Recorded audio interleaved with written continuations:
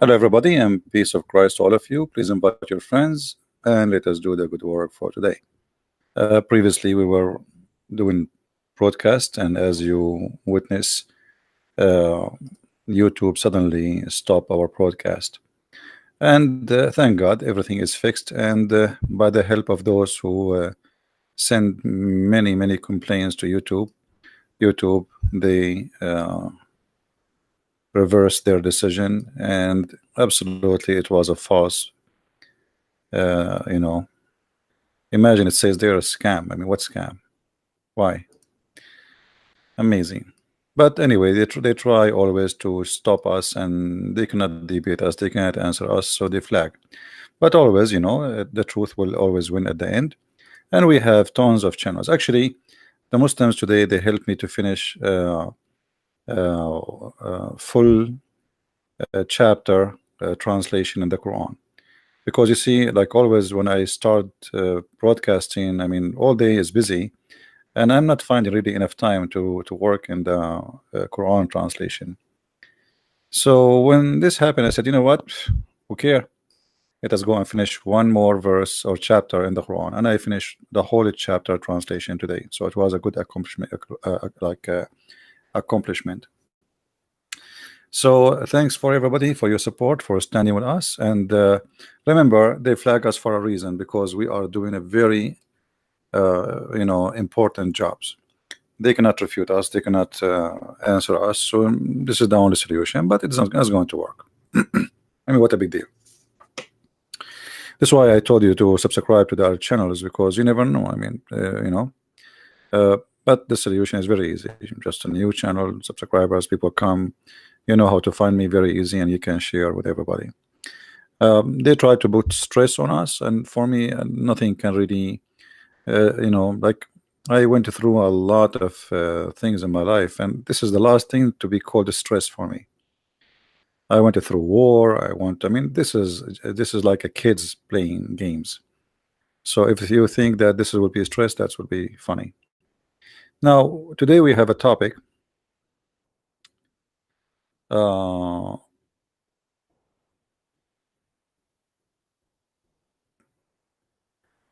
problem. So they can do that. So what? Let them do that, and we can. For us, we can get it back. Here we go. People, they start complaining, send emails to your YouTube, and we get it back in a few hours. So what? Let them play. And as I said, like each time they try to do something, it works for our benefit. Trust me. Here we go. I finished one chapter. Like if this was for like few days, then I will finish many chapters. So actually, it was not really good for me, because YouTube is kind of tempting to go and speak to people and to teach. But I like to finish the Quran translation. People are waiting for it, and me myself, I want to finish it too. So actually, me myself, I'm thinking to take some time where I do no broadcast, nothing except finishing this translation. Like, it's because it's one-time deal. It's not like something you work in it every day. It's a book you translate, and that's it. That will be forever. So I'm going to finish this, because you never know. We might live for tomorrow, we might live for today, we might live for years to come. So I want to finish this thing. It's important. False translation is all over, and people don't speak Arabic, and they try to fool us. And remember, translating a book about religion is not just translating the book. It's about knowing the religion very well, because knowing the language not necessarily will give the meaning. You know what I mean? Because you need to know what this text is saying. So even if somebody study Arabic, or let us say, most of the translation actually is done by non-Arab, which is funny, like Shakir, Yusuf Ali, Biktal. I mean, none of those are Arab. So how somebody is not an Arab even translating the Quran? It's weird. And this is why the translation sometimes it feel like as if it's a software translation. Anyway, we always continue doing what we do, and we have our other channels where always you can find me. I will update you in Patreon or Minds or etc. in case something happened. Always how to find me. And thank you again for those who support us. I really appreciate you. I saw how many comments, how many people were upset, and even many people send right away complaint to YouTube. I think this is the best way to do it. When they do something like this to me, I think the best way is, because we have subscribers by tens of thousands. It's not like my channel is not really small one. So if everybody send an email, I mean, you can imagine how big the impact can be. However, the Lord is on our side, and if the Lord is with me, who could be against me? I never worry about anything. Tomorrow is good, for tomorrow belong to the Lord. Now, today we have a funny topic, which is about where, as you see, I have a picture of India. Now, for sure, I love Indian people. This has have nothing to do with Indian, so don't take me wrong. I love all kind of people, and actually, I love poor people very much. I believe that the poor of us is the best of us. Wherever I go, I find always poor people are very receiving, very for sure there's bad people everywhere, but poor people, generally speaking, they are really generous. And I will explain it to you. Like you go to a poor person who have nothing. I mean, almost his house, almost, if you throw a ball in it, is going to collapse. And then he provide you with everything he have. They are very beautiful people. So today our topic is about some stupidity we learn always from legions. Like, there is stories we witness in our day or daily life. As an example, how many of you believe in the omen? How many of you believe that somebody can do magic to somebody? Like I went to some countries, even Christian countries, and I noticed that there is many places where people believe that somebody can put a spell on you, or somebody can control you by writing some words, or. So uh, you know but people believe, and I believe always those things can happen because of the lack of education, not the lack of intelligence. All of us, maybe me, if I am born in a family who nobody is educated, I never been to school, I never have opportunity to read books, and to not only to read, actually, I was reading when I was a kid. If you see how many books I have, I am not even 10 years old. I have like hundreds in the age of 10. I remember once my dad, he says, this book will, who's the one reading this book? There's a book, it's called Jahiz. Jahiz is a very complicated book. You can ask any person who is very much educated in the Middle East. He's a very amazing writer. And this is not a book for a child, and it's not even a book for an adult. This is a book for somebody he is really like educated. So I said, this is mine. So he started laughing. He said, you could not find better than this for you. Anyway, so education is important, and you feed your brain since an early age. This is the best way to have your child to be in the future, to be someone who, wherever he go, he knows. Whatever you ask him about, he don't speak rubbish and speak foolishness. Now, for sure, we will still be ignorant. It doesn't matter how much we learn, but our ignorance will be, let us say, less and less and less, which means we are killing ignorance by learning. But still, we are ignorant in somehow, somewhere. Like, in English, it's not my first language, so you will be ignorant. But this is normal. I mean, this is, we are a human being, and we will be always ignorant in something. So today we will learn about how the Muslims explain perfume. You see, there is in Islamic books, all of it actually is a collection of stories. If we go to the Quran, the collection of stories, as an example, the story of Jesus. Where Muhammad he got the story of Jesus? He collected from stories around him. He never saw Jesus. He don't speak Hebrew. He, according to Muslim, he cannot read and write. So where he get the story from? People around him. Stories about Moses, stories about Solomon. Like as an example, there is a chapter 18 in the Quran speaking about Solomon having flying carpet. Uh, he spoke to a bird. He heard the ant make him laugh. All those stories, you will find them in book. It's called The Legend of the Jews. I advise you, actually, it's in the internet. It's for free because it's more than 100-year old. Uh, those Legend of the Jews and other legends are collection of story which is making Islam. Islam is made of legends, and today our story is no different. So if we go to if we go to the story today we are going to read, let us open one of the Islamic source. Okay.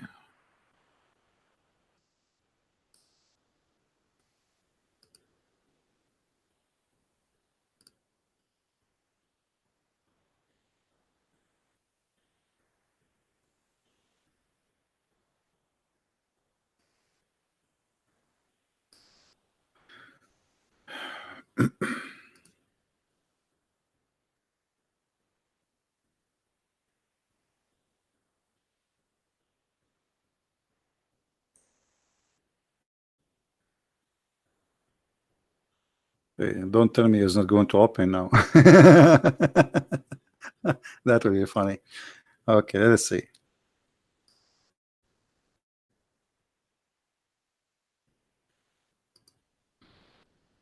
You see, me myself, I don't save reference. So what I do usually, I just I memorize them, and then I find it in the spot. So I like today I decide to talk about this topic. Okay. All right. This is the first one. Let us see one.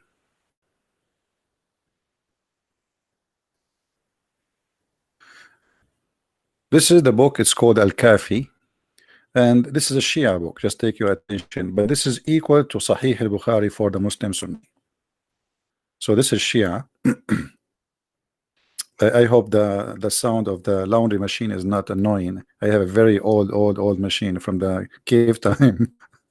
So when it does laundry, it make noise like if it's like a truck. So I hope it's not annoying. Is the sound coming? Do you hear anything? I hope not.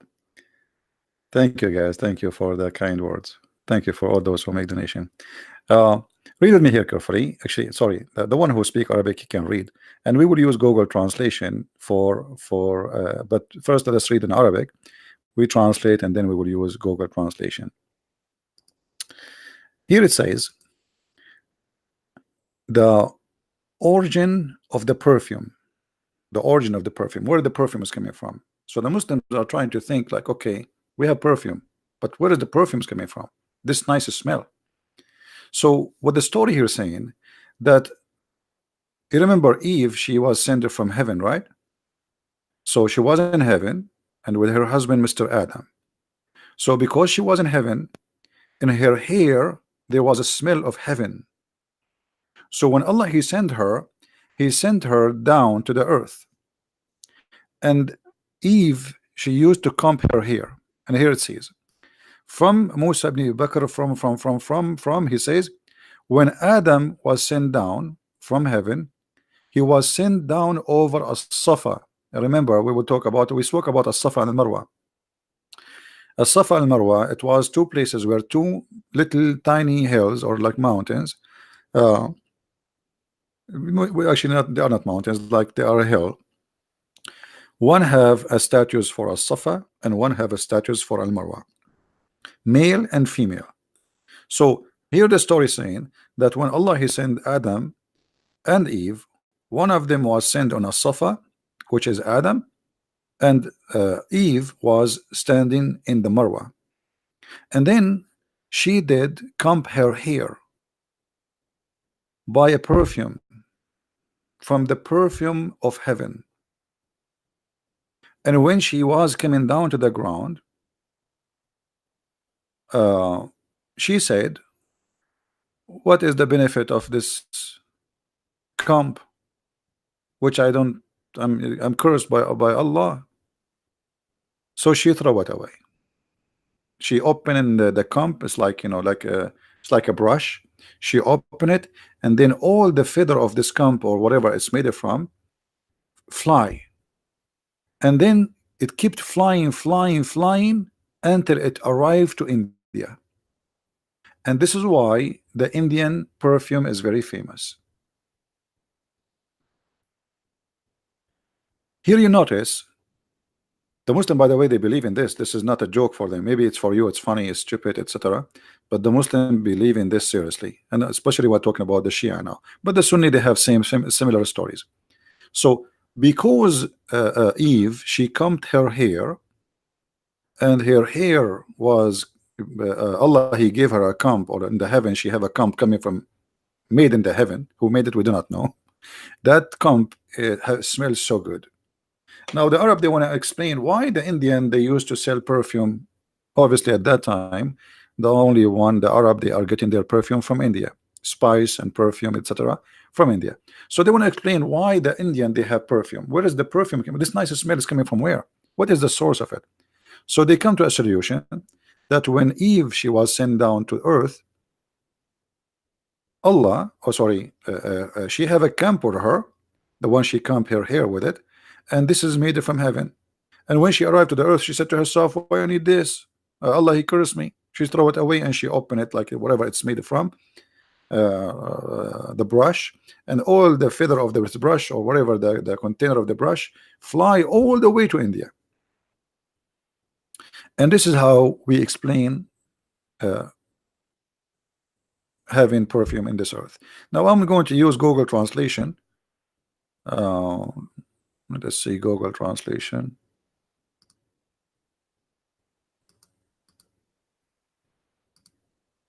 All right, this is Google translation.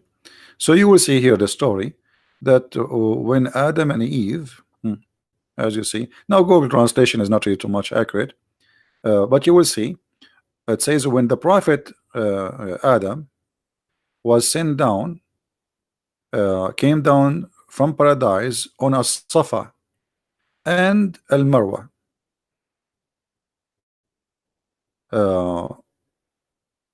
They brought with them the perfume of paradise from the paradise. And then Eve, she said to herself, why I need this comb? What for? So she opened it and she scattered the feather and the, or whatever is inside the comb.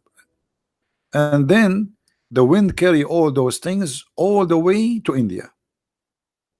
And this is therefore the frequency become Indian,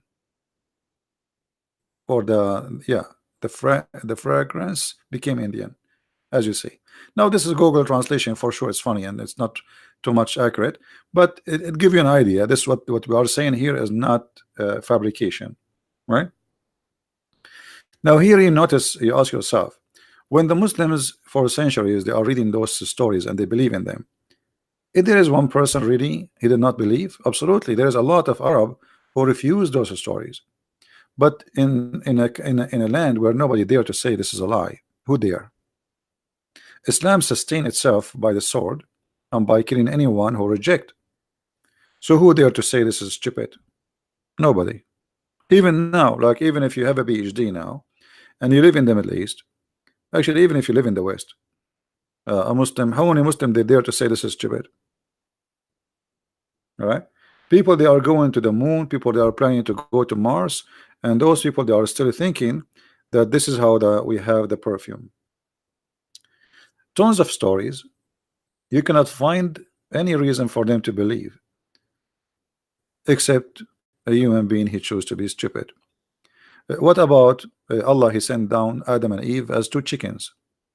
I don't know, I think men anyone heard of that before? I just remember it. Anyone heard of Adam and Eve sent down as a chicken before? Do we have any Muslim here?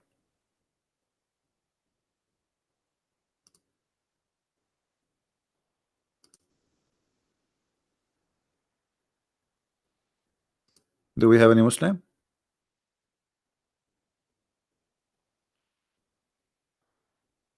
Guys, this kid, just ignore the kid. If somebody is a kid, we will ban him actually. We don't want the kid to be involved in chat with adult. It's not even safe for you to be here.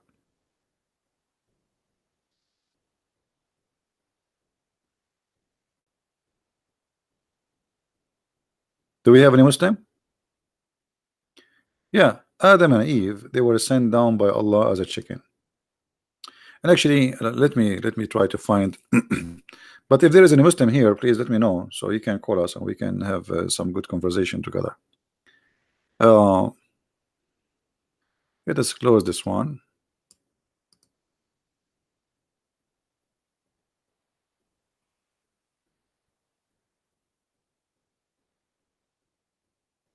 And let me look for the other one. I hope I will find it.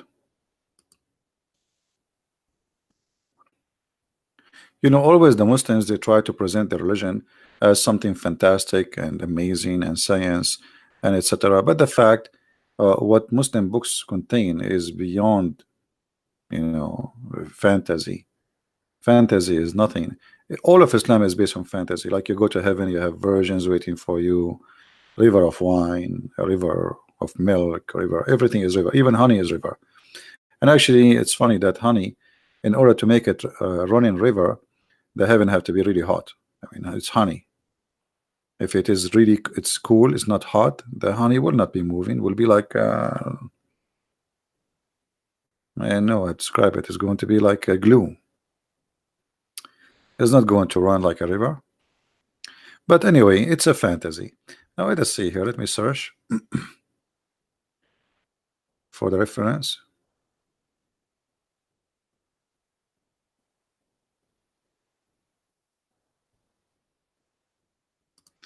Okay, let's see this one.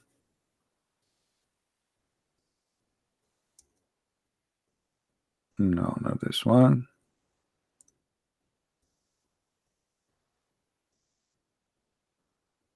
Okay. Okay, I think this one will do. All right.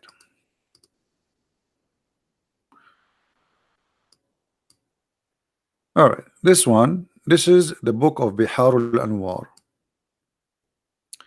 Biharul Anwar is equal to Al-Bukhari 2 for the Shia. Volume number 11, page number 207. And here we see the following.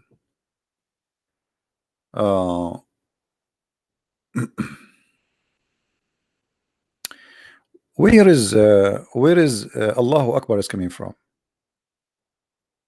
Where is Allahu Akbar coming from? The Muslim trying to find where Allah Akbar. Who is the first one who said Allahu Akbar? Okay. If we go actually to the page before it, this is 207. Let us go to page 206. All right.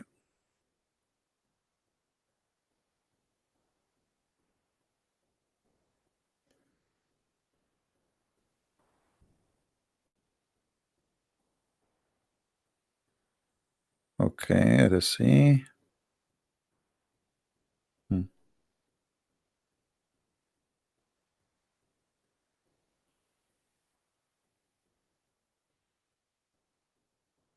I mean, the stories here are very interesting, but I don't know if I want to read all this for you.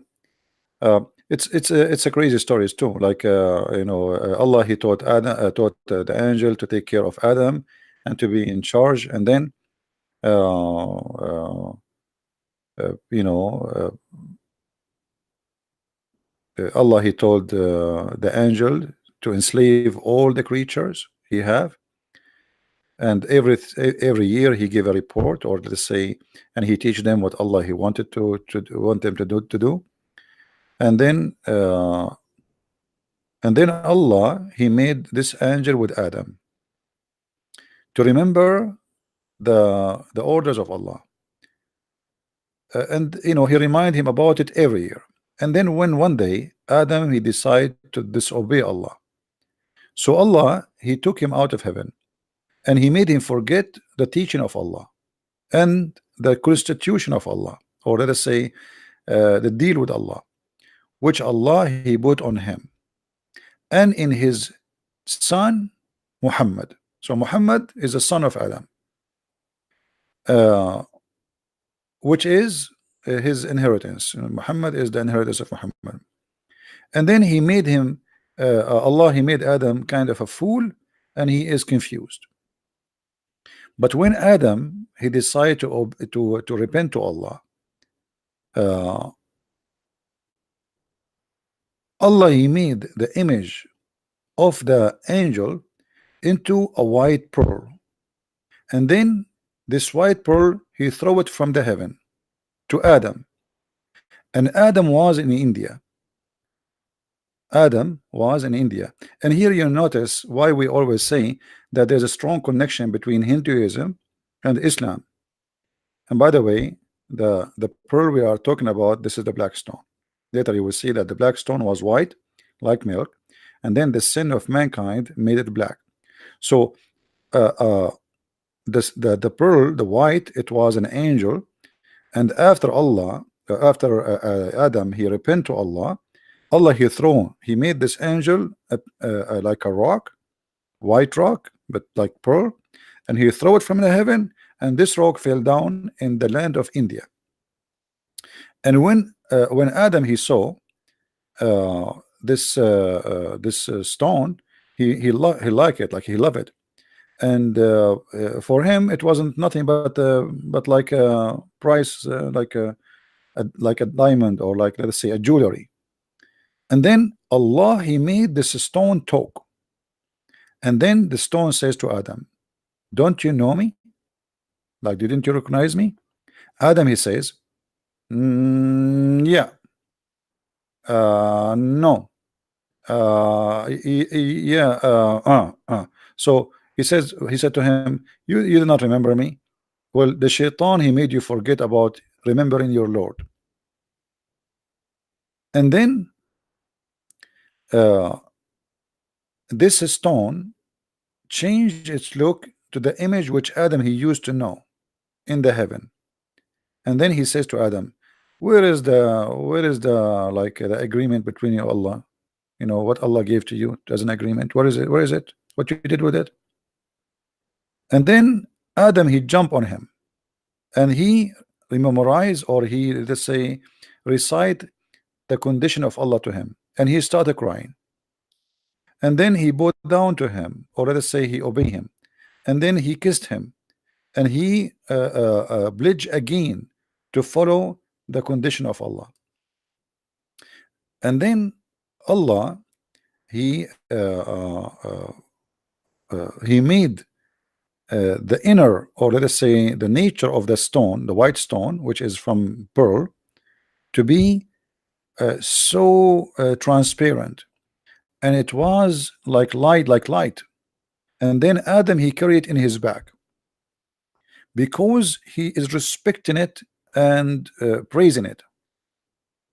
And then if he got too tired from carrying this stone, Jibril will carry it with him, like will carry it, like, okay, give me, like, I will give you a break, give me the stone, until he was able to bring it all the way to Mecca. And they keep doing that until they arrive to Mecca. And then every day they pledge to Allah, every day and every morning, every night. And then when Allah send Jibril down to his land, which means to Mecca, and he built the Kaaba, he landed down in that place, which is between the Rukun wal Albab. There is a place like in the Kaaba, you know, between the door, the corner of Yemen, where we told you before about the stones from Yemen, and the door of the Kaaba. And in that place, Adam he saw a vision, or he saw something. He saw the vision when he took the agreement with Allah. And then in this place, the angel, you know, he taught him the condition of Allah again. So now they are explaining why the Yemeni corner is located in that place. All of this to explain this. And then Allah he set away Adam from the Kaaba to As-Safa, and then he set Hawa to Al-Marwa, and he made the rock, or sorry, that rock is a corner, and then he says Allahu Akbar. So all this story to tell us why and who is the one who first said Allahu Akbar. Do you see it? Do we have any Muslim here want to say something? All this story, all this mad story to tell us who is the first one to say Allahu Akbar. It was Adam. So Allah he sent him down to the earth with Adam to As-Safa, Hawa to Al-Marwa. And then, by the way, if you notice, if you go in the Quran, you will find in the Quran it says that when the Muslims refuse to practice the ritual of As-Safa al-Marwa, which is the ritual of the pagans. So Allah, He made a verse saying, supposedly, which is Muhammadaka Muhammad, you should know that As-Safa and Al-Marwa is from ritual of Allah.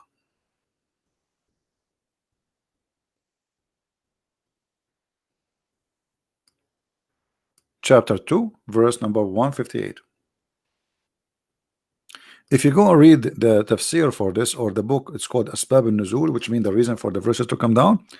It says, behold, As-Safa and the Marwa are among the symbols of Allah.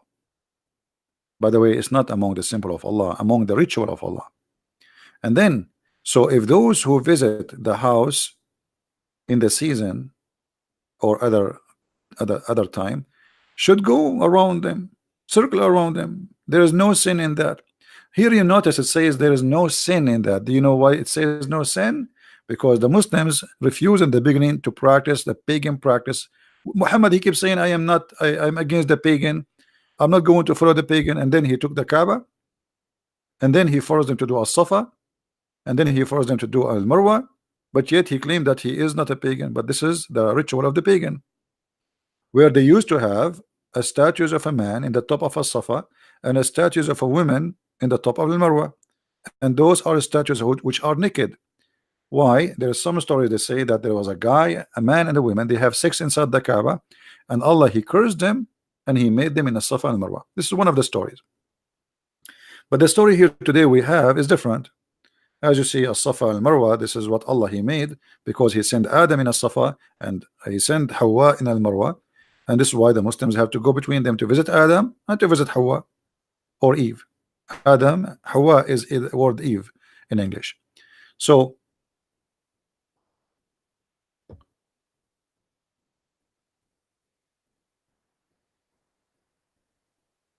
yeah, we would talk about the construction of the Kaaba, but let us focus on the topic, please.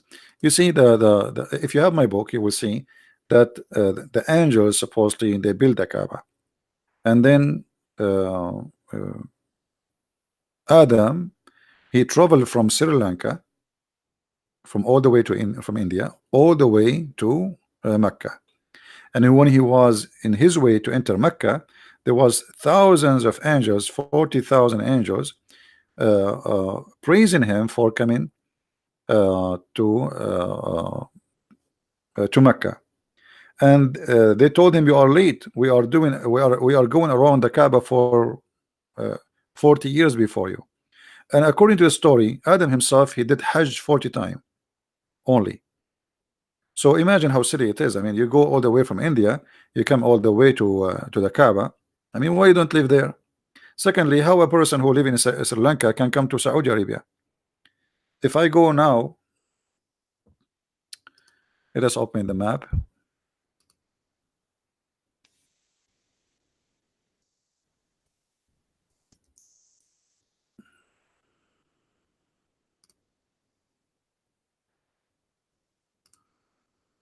If you open the map of Sri Lanka, you will find that Sri Lanka is literally an island.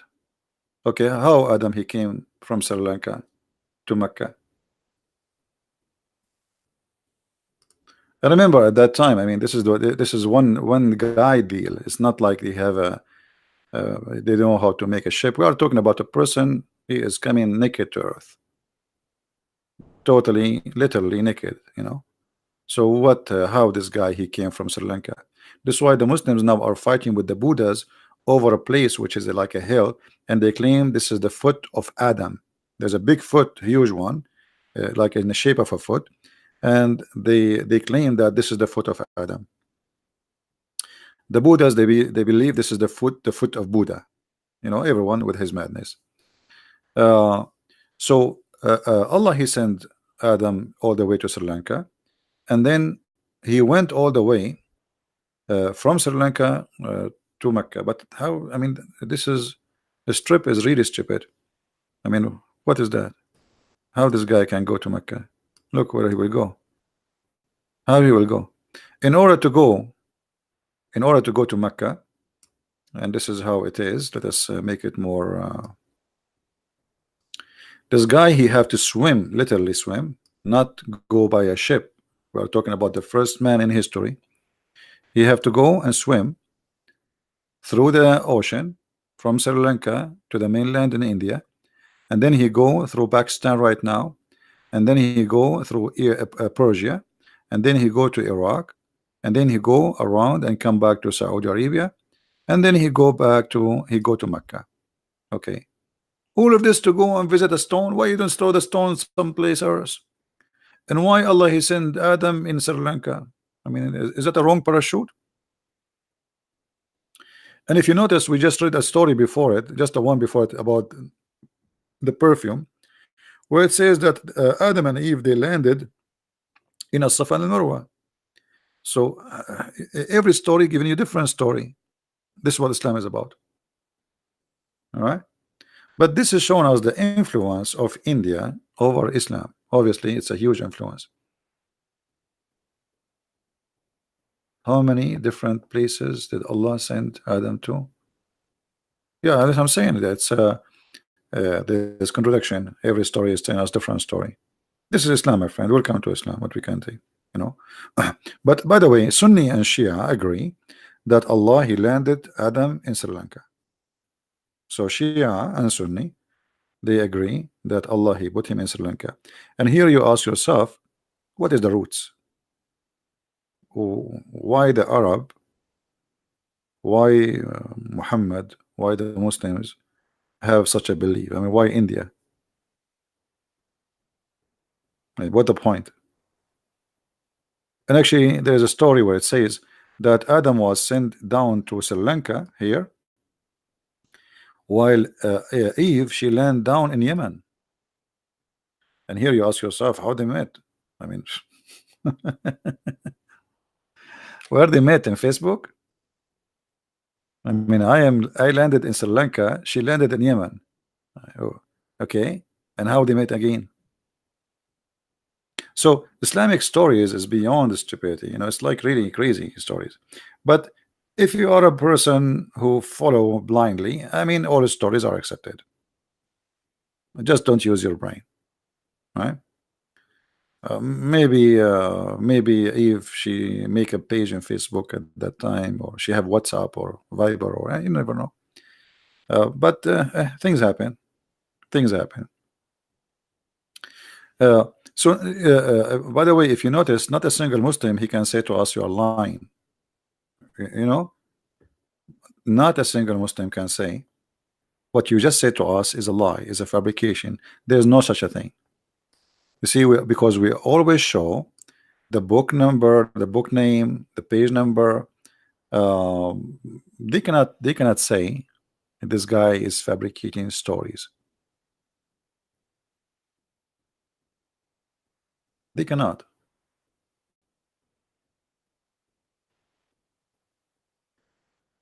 So why I want to be a Muslim, believe in a religion based on fairy tale stories?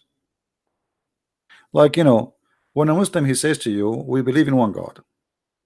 Okay, but your God, look what your God. What look the stories about your God. So okay, you believe in one God. Okay, so he think that because he say I believe in one God, that's mean he have the truth in his side. Well, it doesn't matter how many God you believe in. Let us say there's somebody who believe in 1,000 God. Still, if his 1,000 God are exist, it's mean he have a true belief. Correct? It's not about how many they are. It's about if they are true or false. How many will not change anything? You can believe in one, you can believe in a half God, a quarter God. so you know, we cannot say okay, because this person they believe on God, obviously he have a true religion.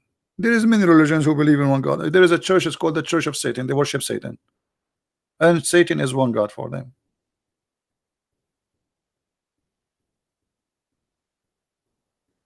Now, do we have any Muslim? He have anything to say? Muhammad Qasim saying Islam is true. Okay, Muhammad Qasim, why Islam is true? What is the reason making you say Islam is true? Give me a reason. That's it. Islam is true. So all those stupid stories are true. All those crazy stories are true. Are true. Islam is true. That's it. He gave the answer. That's it. What do you want more?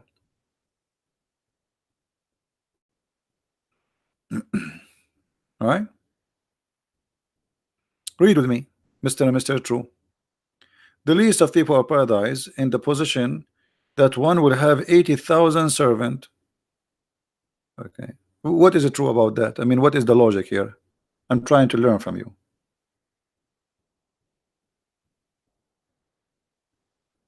Hmm?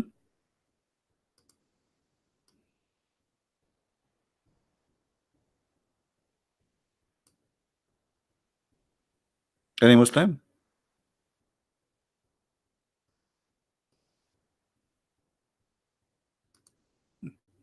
Islam is true.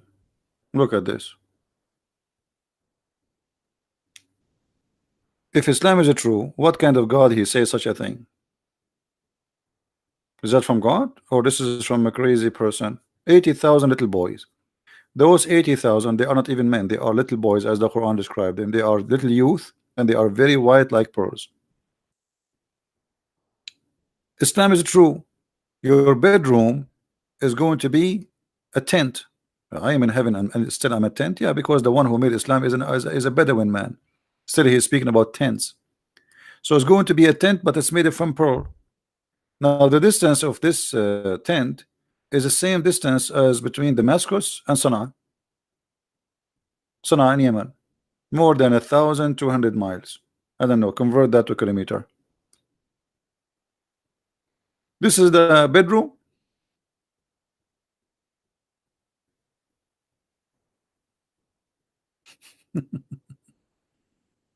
So when you know, and the ground of your room is made from zabarjad, pearls, expensive stones. I mean, we're talking about heaven with stones. What is the value of expensive stones in heaven?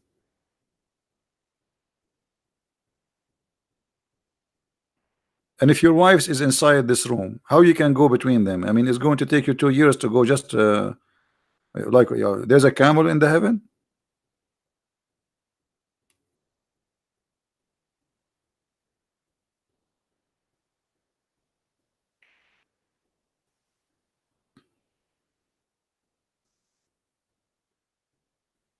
Any Muslim? So we can say as we wish, we can claim as we claim, but the reality is different. This is cannot be true.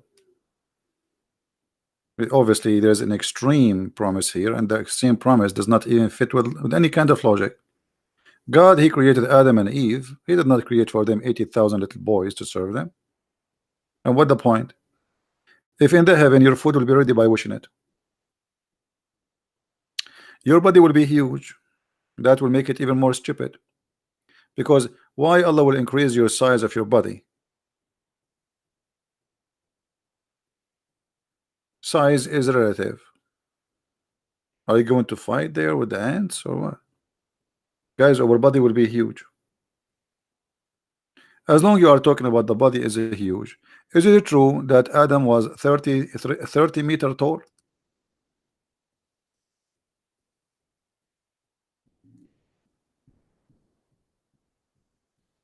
What happened?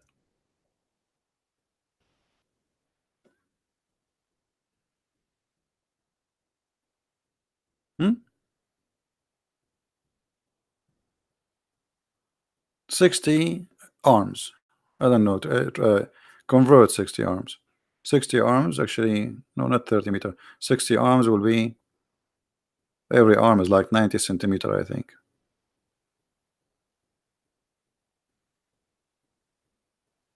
So what happened? He was a dinosaur. This is why you will see the Muslims, they have images of Adam grave, which is a fabricated image. I mean, what grave? They have a grave of Noah too. Muslims have everything.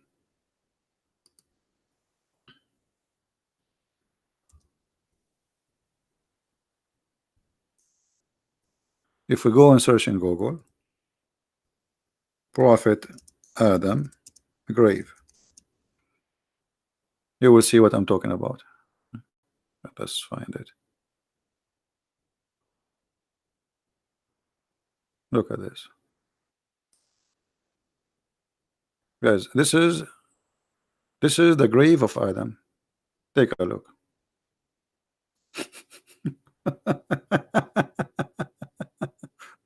They have there is a grave. They know where he was, and they, I mean, Muslims. Look, open the grave for us. We want to see the guy who is like this long room. Hmm? Open the grave. We want to see the guy inside.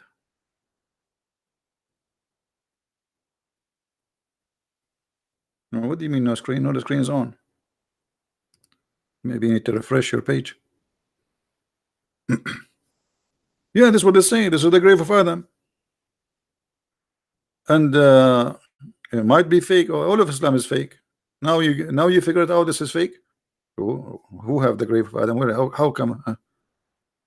The grave of Adam. And the grave of Adam, you will find it in Pakistan. He immigrated to Pakistan. You know, he was visiting Shabir Ali and he died there, or Zakir Naik. They have many of them. It's not only one. They have tons of a grave like this for Adam. Every country have a grave of Adam. Trust me. There's one in Yemen. There's one in Iraq. There's one in Persia. They're all over. They have the grave of Noah too. They have all the graves. Let me find you the grave of Noah. Hold on.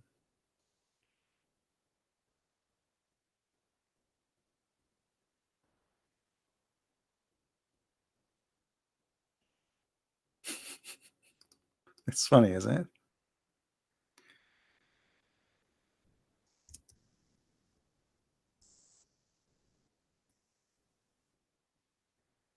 Yeah, look at this one.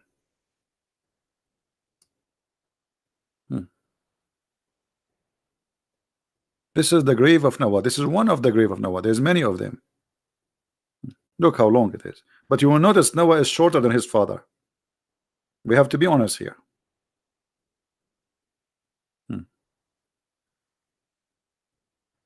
The Quran spoke about a guy, his name is Saleh. Look how big the grave of Saleh.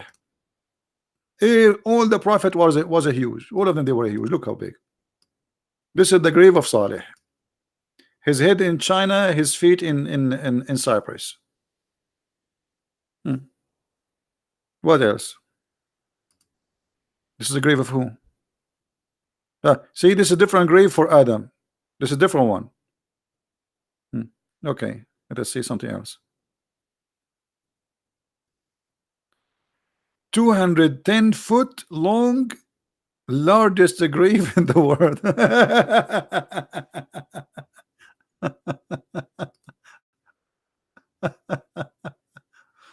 Oh boy. And you know, Qasim, he will say to you, the poor Qasim, he will say to you, Islam is true. They should had been wide too, so it doesn't make sense. Yeah, as the rest of the story makes sense, Muhammad. Well, your prophet is the one who says that. Does it make sense for you? Does it make sense that in the heaven Adam will be 90 miles tall and Eve will be 30? Does it make sense that your private part will be endless? I mean, how you can carry it? And how you can walk with it? And now you are talking about making sense? That's weird. What makes sense in Islam? Why you don't call me Qasim and tell me what makes sense in Islam?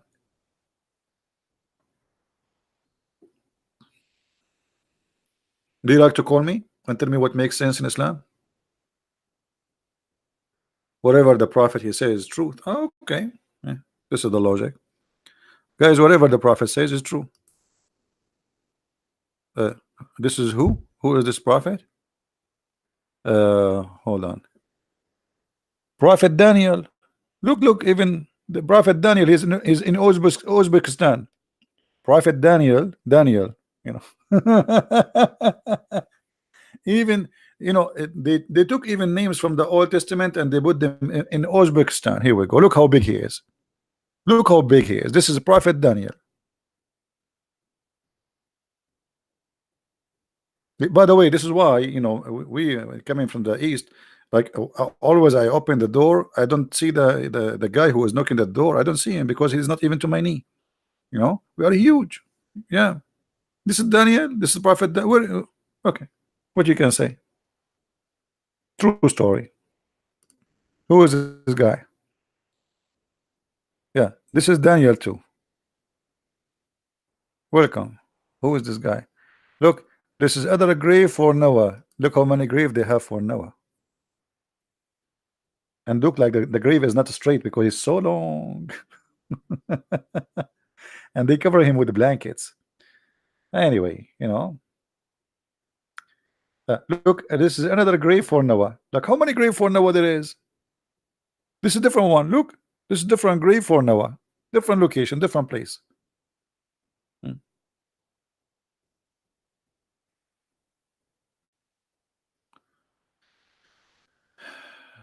So, welcome to Islam. What you can say?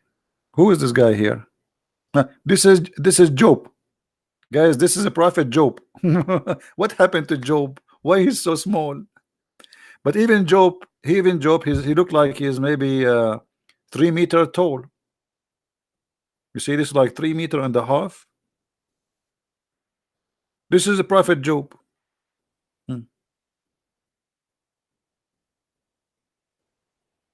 Muslims, they have everything. Any prophet you want, which prophet you want, anything.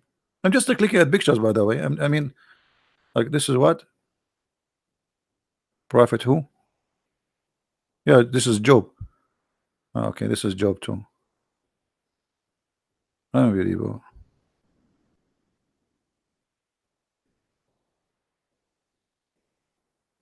This is Shu'aib. Like, why Shu'aib is small? This is Prophet Shu'aib. Look how small he is. He's tiny, he's small. And you Muslims have a lot of stories, must be true. Who is this guy? It says Lebanon. This is the grave of who? Prophet Joshua. Look how tall Joshua is. Unbelievable. Look at Joshua. He's like a 15 meter. See, human being is getting smaller. So Prophet Joshua, it says Prophet Joshua too. The Muslims have older prophet, man. I mean, the Jews don't have them, the Muslims have them. Joshua, Daniel, Job, you name it. What about Moses? Let me search for Moses. I did not see Moses. I'm worried about Moses now. What happened to Moses? What happened to Moses? Don't tell me Moses don't have a grave in the for the. Let us. I will search for Musa grave. Hold on. Just give me a second.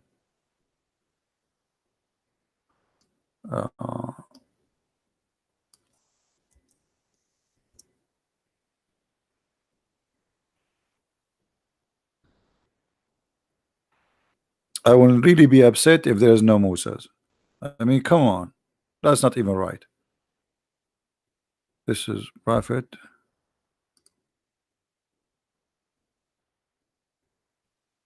Who is this guy?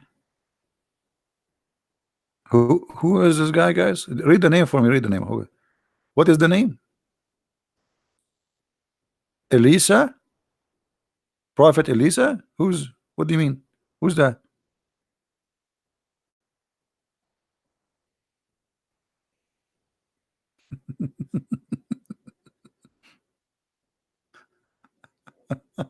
But until now, I did not see Musa grave. Where is Musa grave?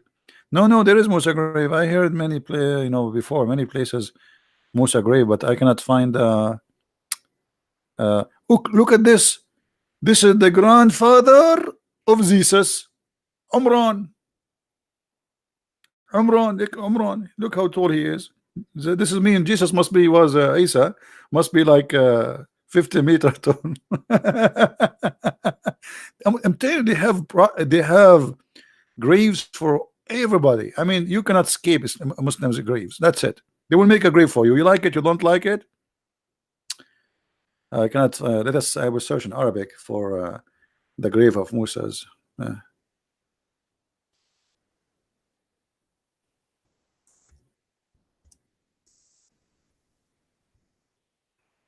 I'm typing in English. Okay, switch.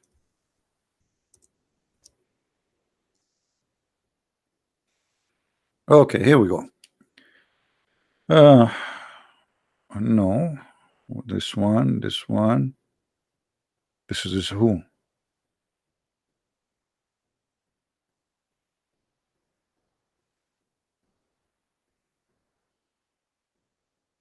Who is this prophet? Hold on, I want to see who is this prophet. Uh, this is, yeah, this is the grave of Musa's. Here we go. We found it. What do you want more? Here, this is Musa's grave, brother. What do you want more? All right. Are we happy? This is the grave of Abel, the son of Adam. You know, Abel. This is this Cain and Abel. This is the grave of Abel. I'm telling you, they have all the graves. Nothing is missing. Moses, they have them. Adam, they have them. Noah, they have them. So Allah, look, the Muslim do Arabic preserve all the graves, but they don't have their books.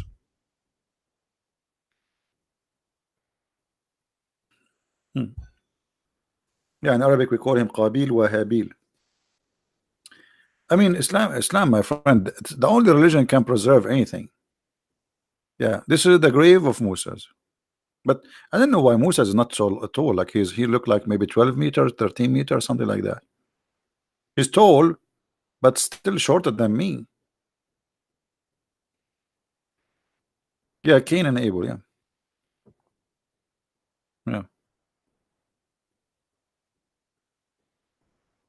That's it. I mean, what do you want more? They have all the graves. Any grave you want, they have it. Welcome.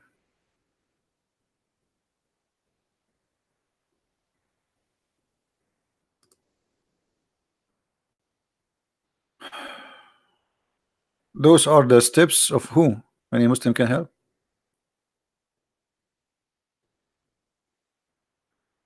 You might find Jesus' tomb soon. No, we have it already. Okay. Is there a grave for the father of the Arab Ishmael? First of all, Ishmael is not the father of the Arab. This is as general information. We hear it always, even in Christian churches. When a Christian minister he says to you that the father of the Arab is Ishmael, ask him where do you get this from. My friend, please correct your information. Ishmael have nothing to do with the Arab. If you have my book, the first one, Deception of Allah, you will find even in Muslim books they agree that according to them, Ishmael he learned Arabic at the age of 13. So imagine I go to China, I learn Arabic at the age of 13 from the Chinese, and then I am the father of the Chinese. Are you getting my point? So even those who say Muhammad is from Ishmael is a joke, because in order to be from Ishmael, you cannot be an Arab.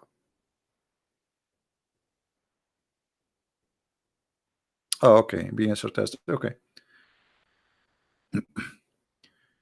Yeah, but because this is always something we hear from Christians, that the Arab, the Muslims are from Ishmael. First of all, the majority of the Muslims are not Arab. Secondly, the Arab is not an ethnic group. Like I am an Arab, but we are not one ethnic group. This is why we look different. You will see some Arab, they are really, really white. There's some they are a little bit darker, and you will find some Arab they have the real, let us say, the real ones who used to live in the desert of the Arab uh, are mixed of many ethnic. The desert is open. Whoever go live in the desert as a Bedouin to grow. To make it simple for you, if Abraham lived in the desert, he's an Arab. You know what I mean? So Arab is an Aramaic word, mean desert. It's not a name of a nation. Do we understand? The word Aram is a word mean hills. So the Aramic are people who Aram was given a name which have a meaning. Him and his people after him, they live in hills, high ground, and it's not a desert. Arab is a name given to a land which is a desert. So whoever live in the desert, they call him Arabian.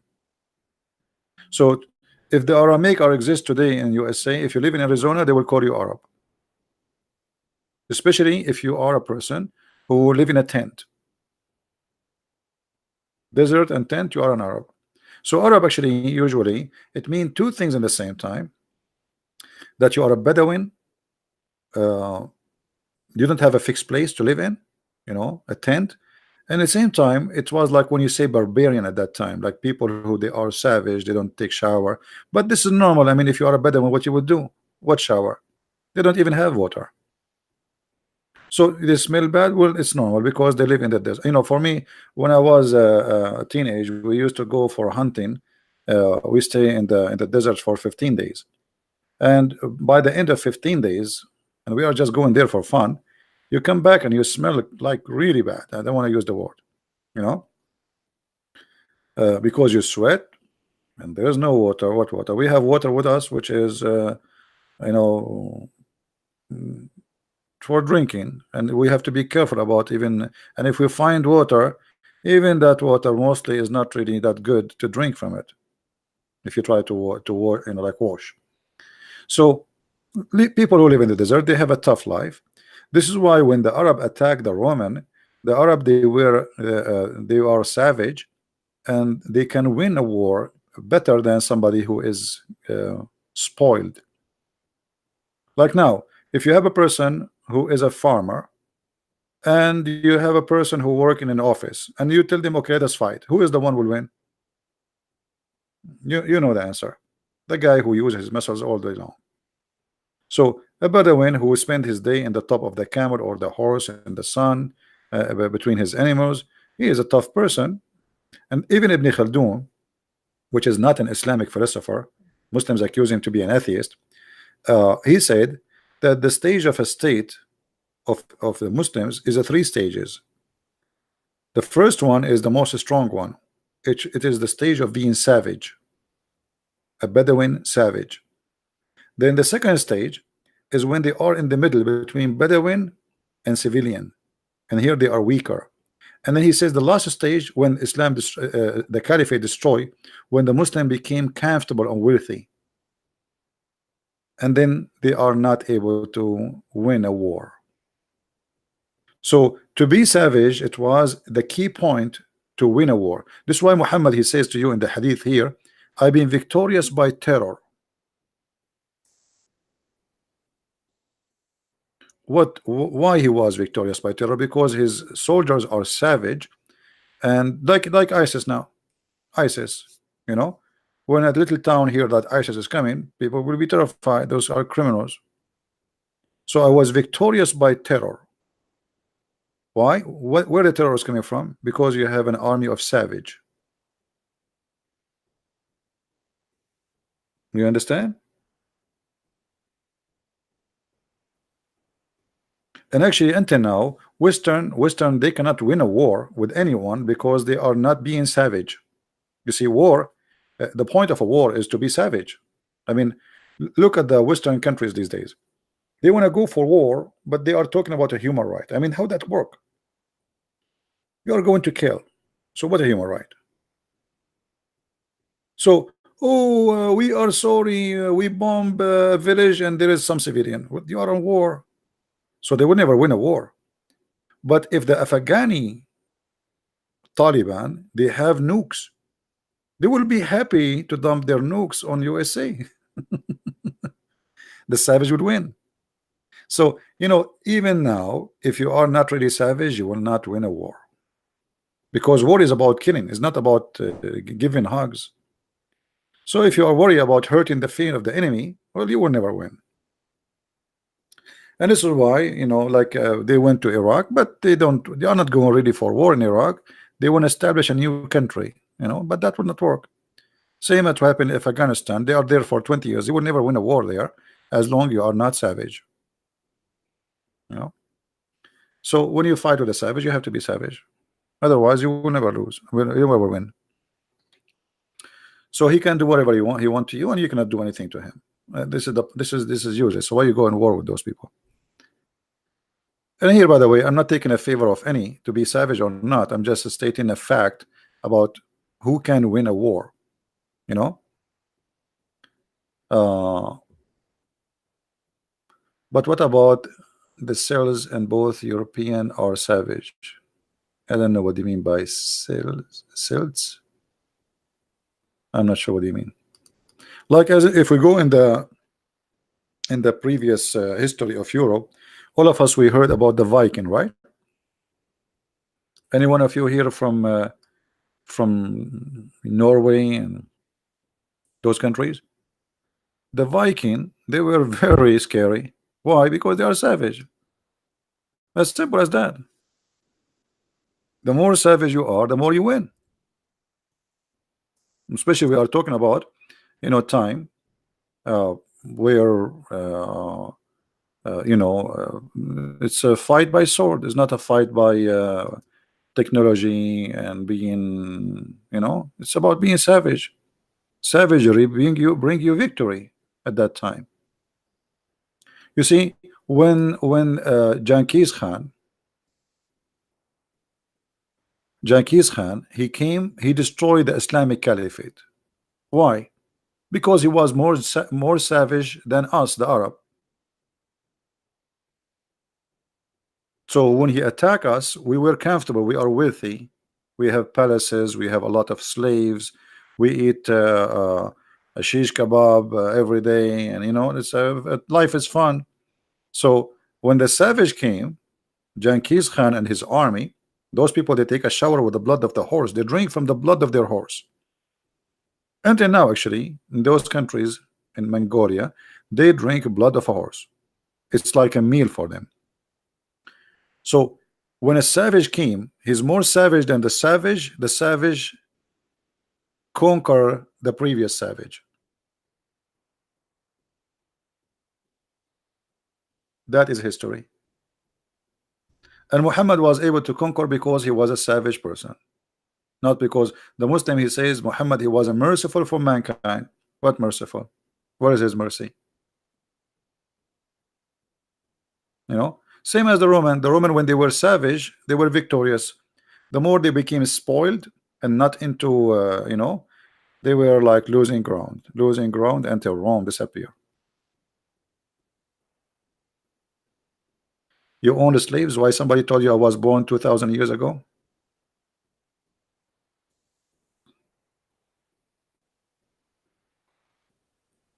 We are talking about Middle Eastern. Actually, in the Middle East, some countries until now they have slaves. Yes, until now. And the Bible speaks clearly. Jesus says the one who live by the sword, he die by the sword. Because you will be savage. Well, savage will come to you, will fight you. You are not the only savage in this earth.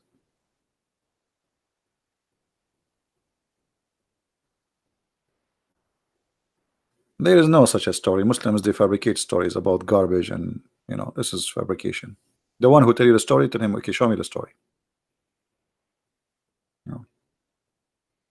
All those stories is a fabrication. Now, do we have any Muslim here?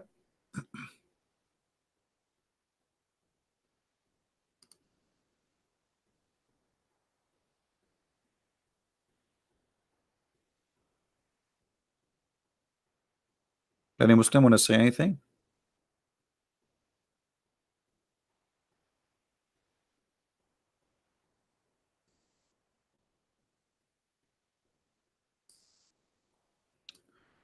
Just a question. I know it's off the topic. I read one. Muhammad said difference between construction, the Kaaba, and Solomon Temple was 40 years. Well, there is tons of stories. I mean, Muhammad, for some reason, he's stuck with numbers like 40 years, 70, 72.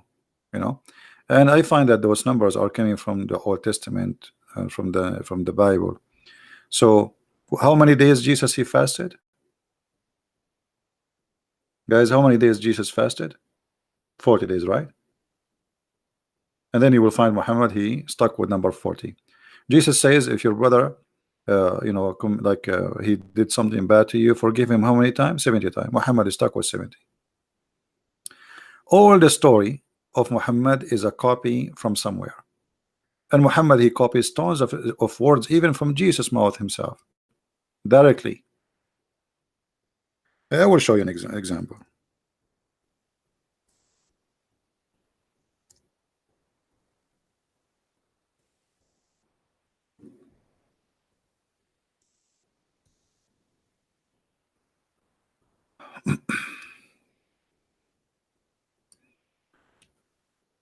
Can you tell me, what do you think? I'm not going to make any comment.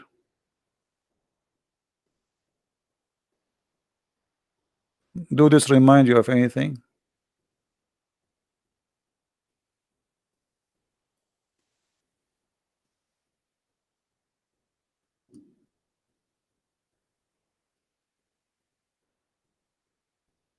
Hmm?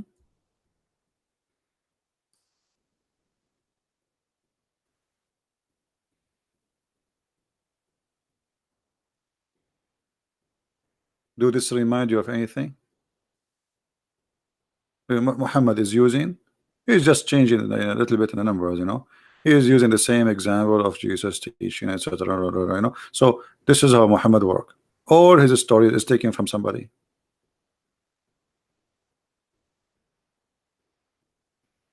What about this?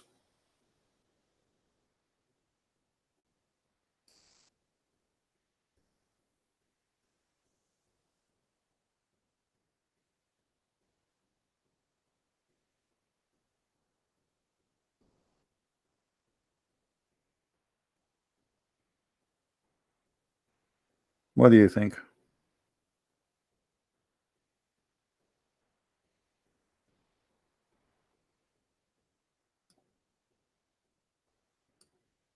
Do you see it?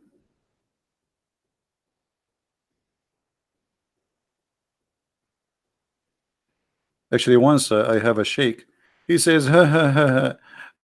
Okay, Christian Prince, I have something you cannot answer. I said, what?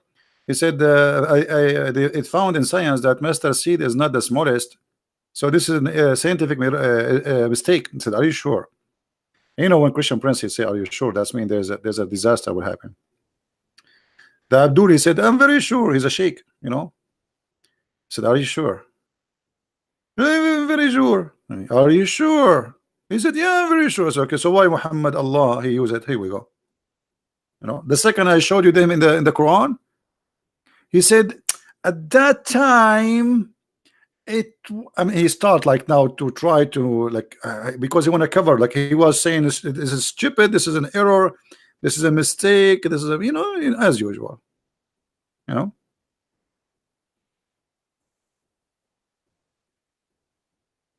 right? So Muhammad, there's a book, it's called Qis wa Nabi, which mean a priest and a prophet. There is a good study in that book about Muhammad stealing from the Bible. Tons of examples.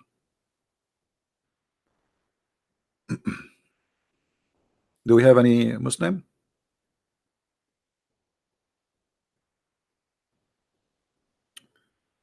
663 watching, only 468 like it. Do we have any Muslim want to say something?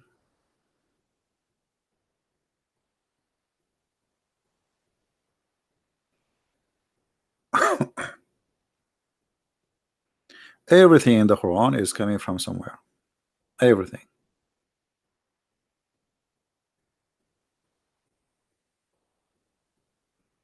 And if there is any Muslim want to say this is not true, get me busted. Feel free.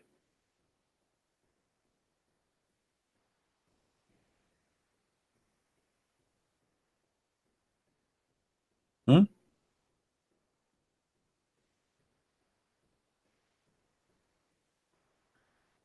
uh, make your next book of all 100 million people, the Muslims. You see, like speaking about how many people get killed, this is a work of a historian who have a very massive knowledge of history. I have a good knowledge in the religion of Islam, not really because in order to prove how many people get killed, this is not in Islamic books. Muslim will not say really how many people they killed. So you have to trace numbers in different books. So that is a work of a historian. For me, I have all the Islamic, library in my head. But numbers, and if you make a study, you better make it accurate. Otherwise, you will lose the trust of people. I do not need to try to start Arabic teaching again, because those videos actually they are enough to teach you. This is why we leave them there out for free. Practice them, practice them. We teach you from the alphabet how to make words, how to connect them. No, there's no need. I have no time to do all those things.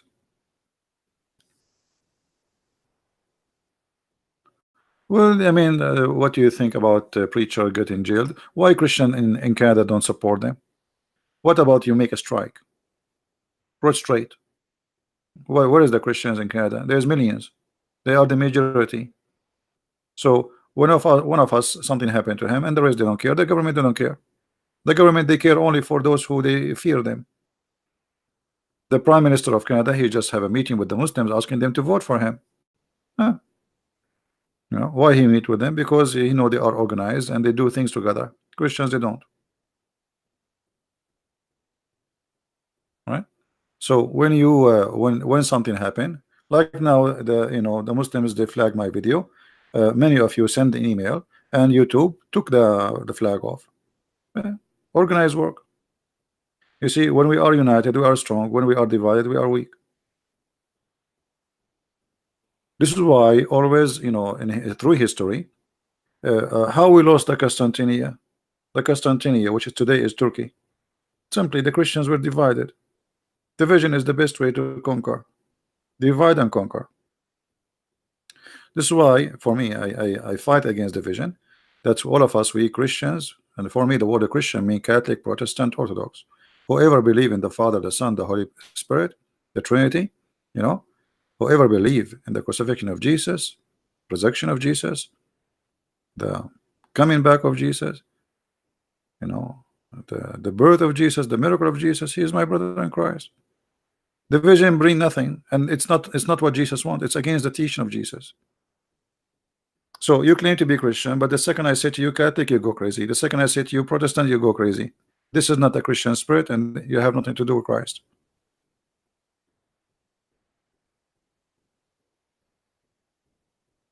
We call him in the Aramaic, we have many words, but if you are speaking about the words, it's exactly the same as in the Hebrew, because our Bible is using the Hebrew words. Elohim, Jehovah, Yahweh, etc. But the word God have many words in Arabic, like Rab, Ilah,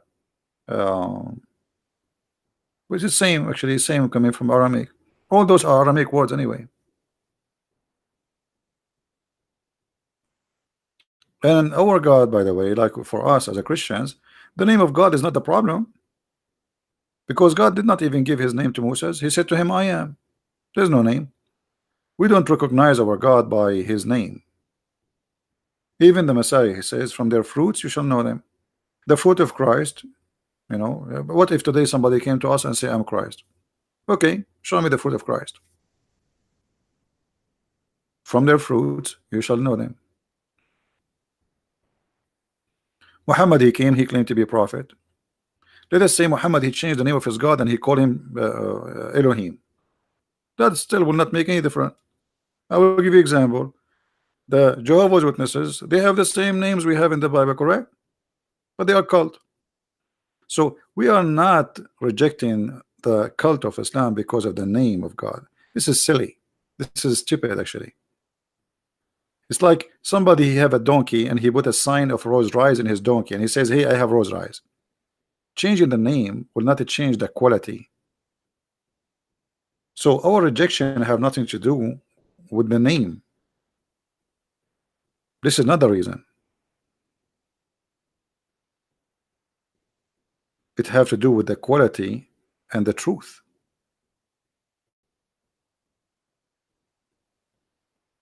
You understand me? So I'm not against the God of Islam because his name is Allah, even if though that Allah is a word mean Allah, you know, and Al is simply the word mean God, and Allah is the name of the God of Islam. His name is not Allah. His name is Allah. Lah. This is the true name of the God of Islam.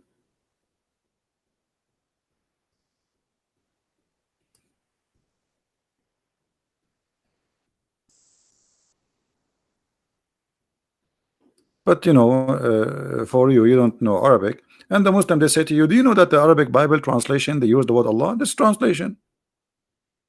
Do you know that the Muslim Quran, they use the word Jesus in translation? It's translation. There's no Jesus in the Quran. If you read the whole Quran, there's no Jesus. It's a lie. The Muslim, they don't have the name of our Lord. In the whole book they have. They have a guy, his name is Isa. It's a translation. You know what I mean? So the book of Islam, they claim that they are following the same names we have, but the fact Muhammad, he got all the names wrong. Mary is the sister of Aaron, which is the brother of Moses, and she is the daughter of a guy, his name is Umran. Who is Umran? He is the father of Moses. This is the chapter of Umran. So Muhammad even could not quote, I mean, how this can be from God? But yet Allah, he do not know the correct name is not Umran, it's Umram, which means the last letter here should be M from mountain, not in. So what happened to Allah? His ears was blocked. How God, he do not know even how to pronounce a name correctly. You see, I am not English is not my first language, so it's possible for me to make a mistake to pronouncing an English name or a Latin name, but we are talking about God. God do not know how to pronounce a name correctly, so Umram became Imran.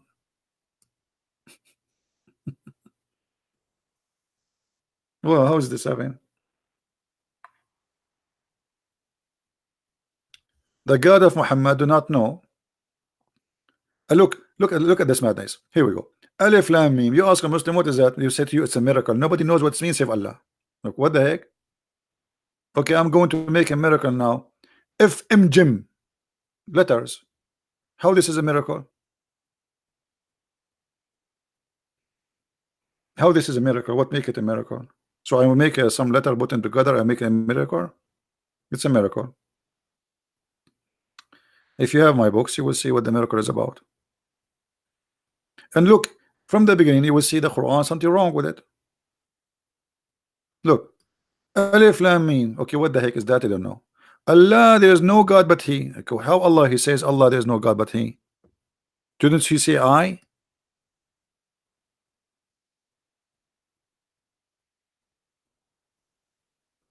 If the one is talking is Allah, and then it says it is He who sent the book on you, who is talking? This is crazy. Who is the one is talking there? You ask the Muslim, they say to you Allah. Okay, how Allah? He say it is He.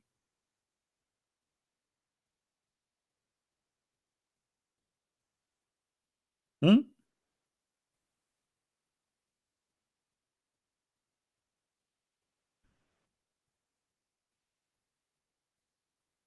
Any Muslim?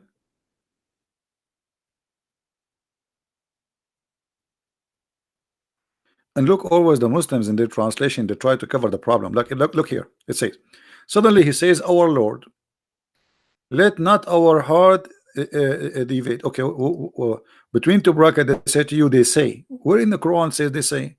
How Allah He says, our Lord?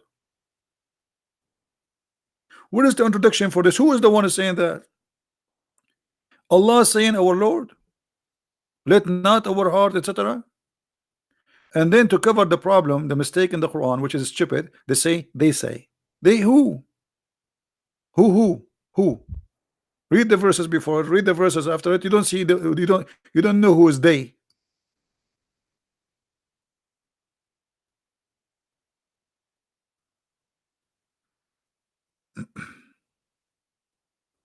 And uh, there is a question no Muslim can answer. Where was Allah before the 7th century? Before Muhammad? Which books his name appear in? Any Muslim can tell us? Which book before the book of Muhammad mentioned the name of Allah?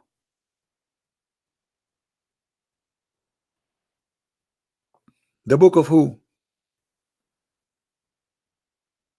Here we go. The Aramaic Bible, we have it. The Hebrew, we have it. Anything else is a translation. Okay, where is the name Allah coming from? Didn't know. What Allah mean? Didn't know. Didn't know. What Israel mean? Didn't know. Ibrahim didn't know. Maryam didn't know. Isa didn't know. And imagine if you ask the Muslims what the word Christ mean, Al-Masih, they say because the word Masih coming from the word wipe, like wipe something. They say one of the opinion, because they are confused what the name mean, but this is the major opinion. They say mostly because he have a flat feet. This is what the Messiah mean. He have a flat feet. So what does that mean? When he walk like Charlie Chaplin?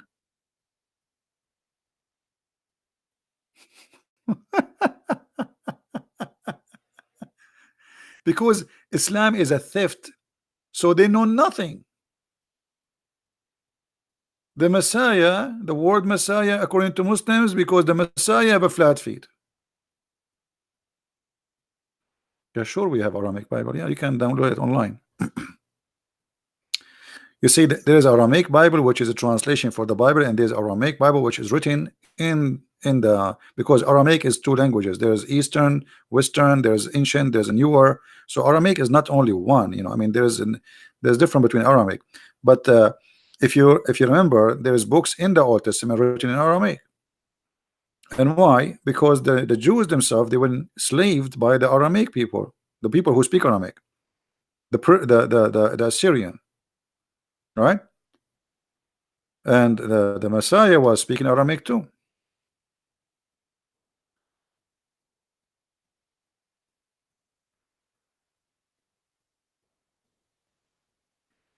Yeah, we call him Yeshua. Yeshua is the same when you see the Arabic, like Yeshua, because the Jews they say Yeshua. So for in the Arab, the seen turn into seen. So yes, Yeshua. It's the same. Thank you, my friend. Thank you. And thanks for all those who made donation today. I really appreciate your help.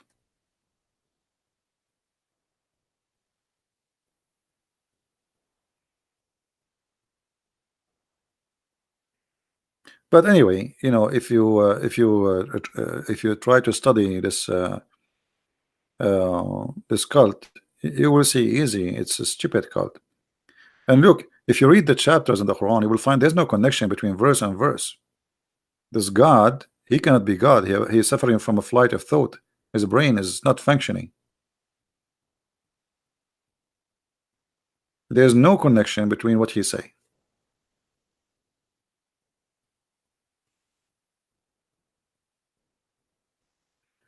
Is that true that Islam says the earth is a flat? Yes, absolutely. This is why.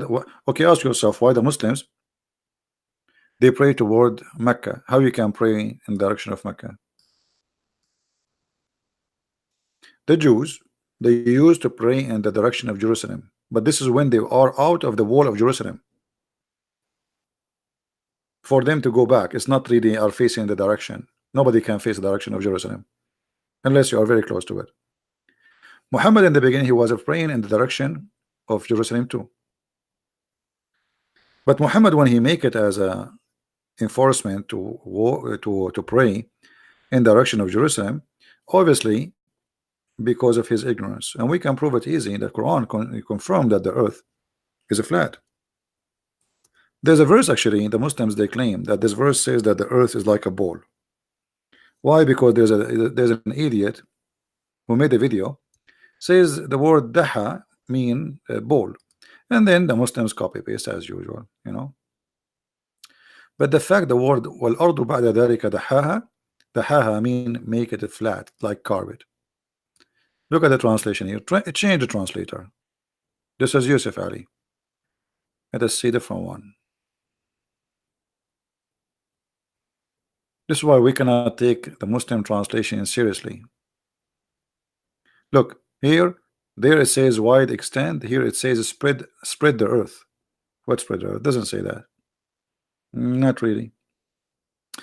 The word daha. Let me see if I can find what the word daha is coming from. Where? Trying to remember the word in Arabic, which is guys. What is the word you use? What is the name of the thing your mom she used in the kitchen to make pizza? Like when she made the dough, and then she want to make it like a circle. What is that tool they call it?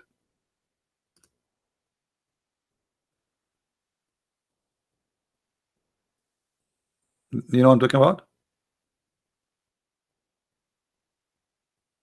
The piece of wood which have like two handles. No. Rolling pin, maybe rolling pin. No, yeah, we are talking about the one you push in the top of the dough after you make it. Let us see. Yeah, here we go. This one. This is what the haha is coming from. So he used that rule to make it flat, the same as the bread. All right. This is exactly where the word the haha coming from. So here, when you see the translation, it says he spread the earth. The translation is a true and false at the same time, because it spread the earth and he made it flat. Not spread. What spread?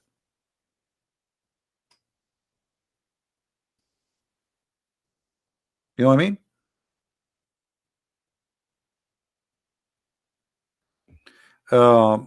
And there is many verses, you know, as an example,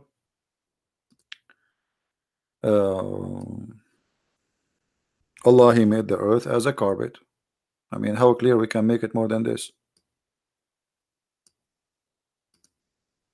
Chapter 71, verse number 19. And look at the translation. He made it wide expanse for you. It doesn't say that. It says carpet. Let me show you. Hold on.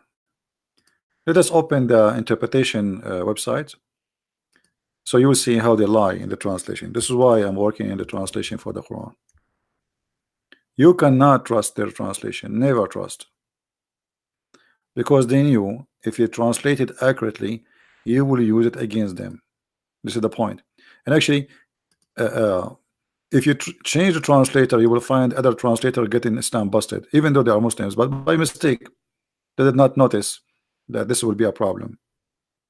You know? Okay, chapter 71, verse number 19. Okay.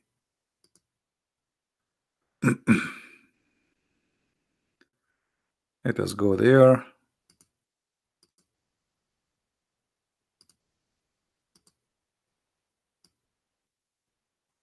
All right.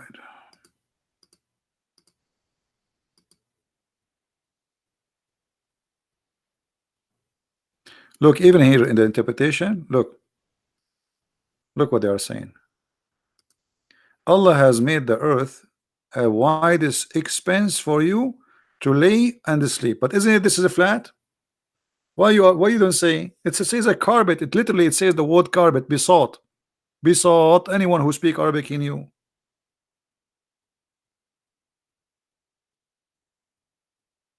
I will do a trick.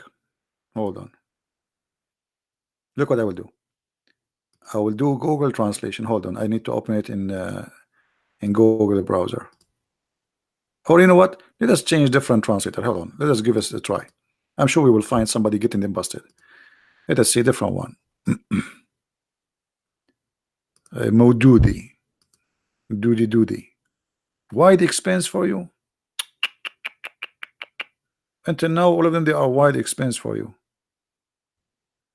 Arbery. Oh, look, this guy, Dirabadi. What expense to you? All of them until now. Look. Ah, look at this guy. Finally, we got someone, he say it as it is. And God has laid the earth for you as a carpet. Okay, ask yourself, why all of them, they were saying wide expense, nobody's saying carpet, when the word in Arabic is carpet? You can copy this sentence, take it to Google translation, which is a blind translation, and you will see translate the word besought, which is the last word here, as a carpet.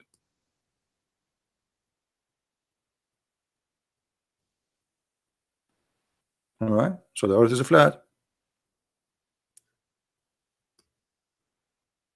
and there is there's tons of verses, but I wish there's a Muslim he can call us so we can like have some exciting talk.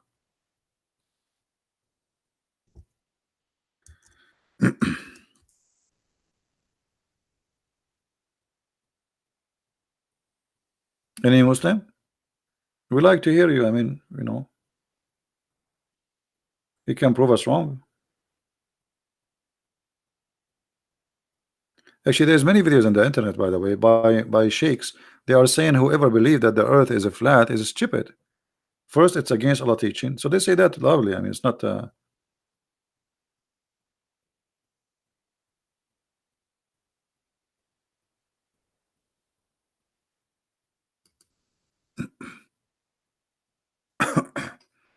And actually, there is more verses. As an example,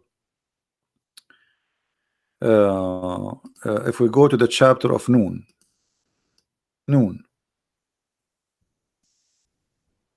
just to show you the science of Islam. Chapter 61, verse no, 68, sorry, verse number 1. Noon, Allah swear by Noon, and then he swear by the pen. What is Noon? If we go to the interpretation, 68:1,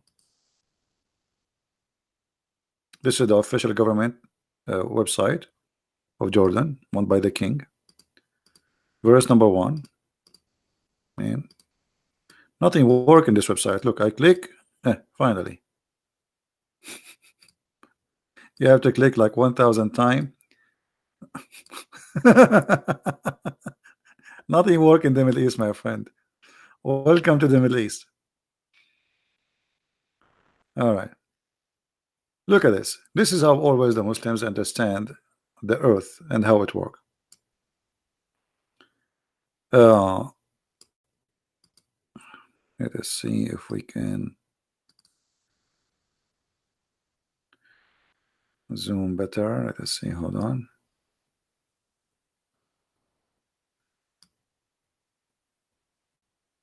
I don't know. Can you guys read the text still? Can you still see the text?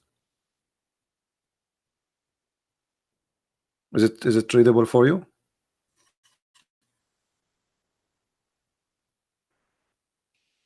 All right.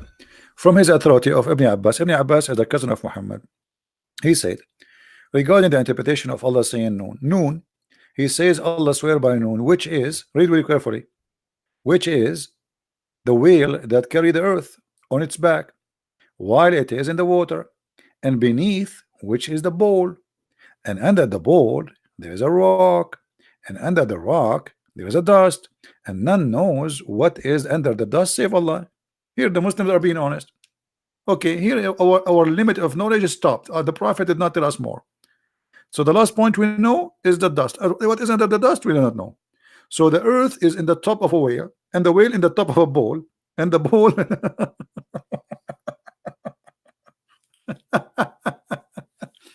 and why the Muslim do not make a movie about this? They make science in the Quran, and the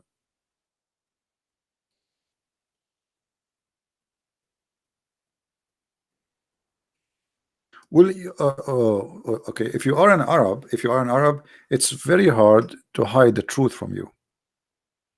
unless you are a person who is not really searching. I mean, just to take things what people say to you. But if you are not an Arab, that will make it very difficult for you to know the truth. Like if now this is not translated, I'm not arguing here about the translation. By the way, translation here is not correct too. But look what it is. So if this is in Arabic and none of us speak Arabic, how we will know this garbage? How we will learn about it? And this is why actually I did not make any book in Arabic, because Arab, they have opportunity to read by their own, you know. But non-Arab, they don't have the opportunity, and the majority of Muslims are not Arab. So look at this madness. And then the name of the whale is Lowish Farrakhan, and it said that the name of it's Lutia, and the name of the bull is Bahamut, and some they say it is Talahut or Leona, and the whale in the sea called Edward, and it's like a small ball in a huge sea. Mhm. Now you can go and you will find some drawing in the internet about how the old days people they used to think that the earth was in the top of a turtle, the earth in the top of a ball, as it says here, whale. All of those are legions. In the old days they used to explain how the earthquake happened, because the ball, he moved the earth, he got tired from his horn, from the right horn to the left horn, you know. So all those stories are and look here, look. And the sea, this thing is getting exciting, is a Hollywood rock whereby there's 4,000 cracks, and there's 4,000 cracks in our head now from this story. And from each crack, I mean, look how they count how many cracks in the ocean. Actually, it's not in the ocean. This is where the earth and the top of it, like, I mean, this is in the bottom of the earth, under the earth, sorry. 4,000 cracks, and from every crack is a water spring come out from the earth. Look how stupid here the story. How you say the earth is in the top of the wheel, and under the earth, which means under the earth there is a wheel, and under the wheel there's a ball, and then you say there's 4,000 cracks and the water come out of the earth. Guys, do you understand what I'm saying? Anyone notice with me how stupid this story here now? Don't make me draw it. Okay, I will draw it, but fast. Look, listen. So here we have the earth, and here we have the fish, the wheel. Okay, and here we have the bull who is carrying the fish in the top of his horn. All right. Now under the bowl there's a dust, and then there's 4,000 cracks. 4,000 cracks. And then it says there, and from each crack the water come from the earth.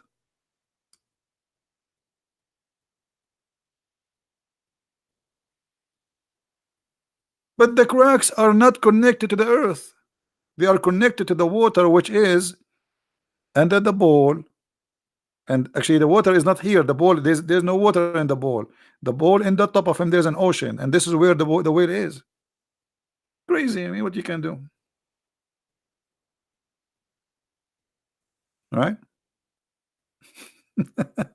Science. And you have to believe. Now, you know, the Muslims, like they have tons of I have my all my books is about Quran and science, like especially Quran and science in depth. You will see, as an example, the Muslim, they say, brother, do you know that the Quran speak about uh, the atmosphere? Quran speak about atmosphere.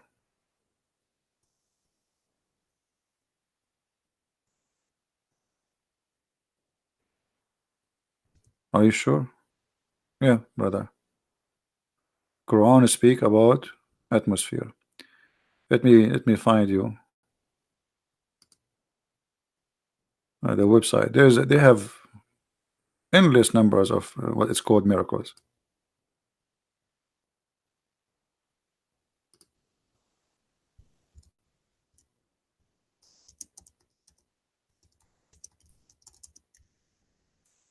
Let us see.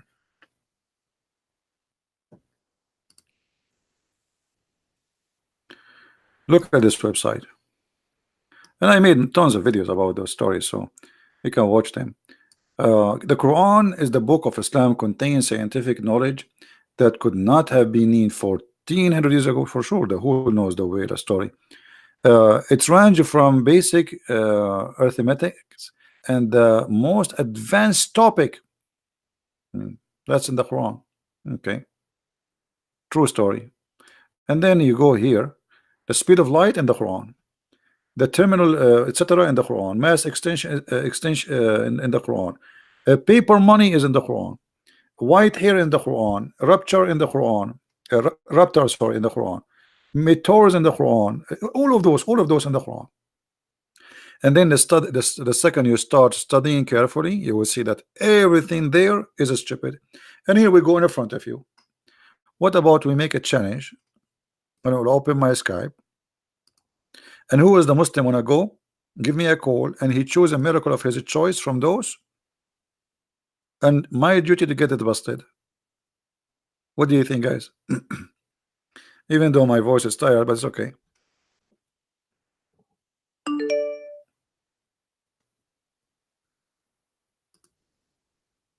Anyone?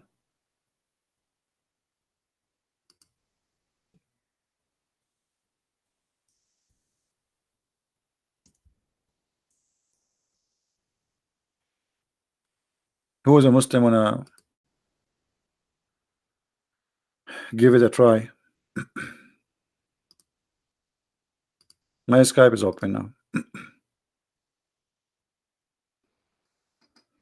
Anyone? You choose any of those what is called miracles, and my job is to get busted with no mercy. With no mercy.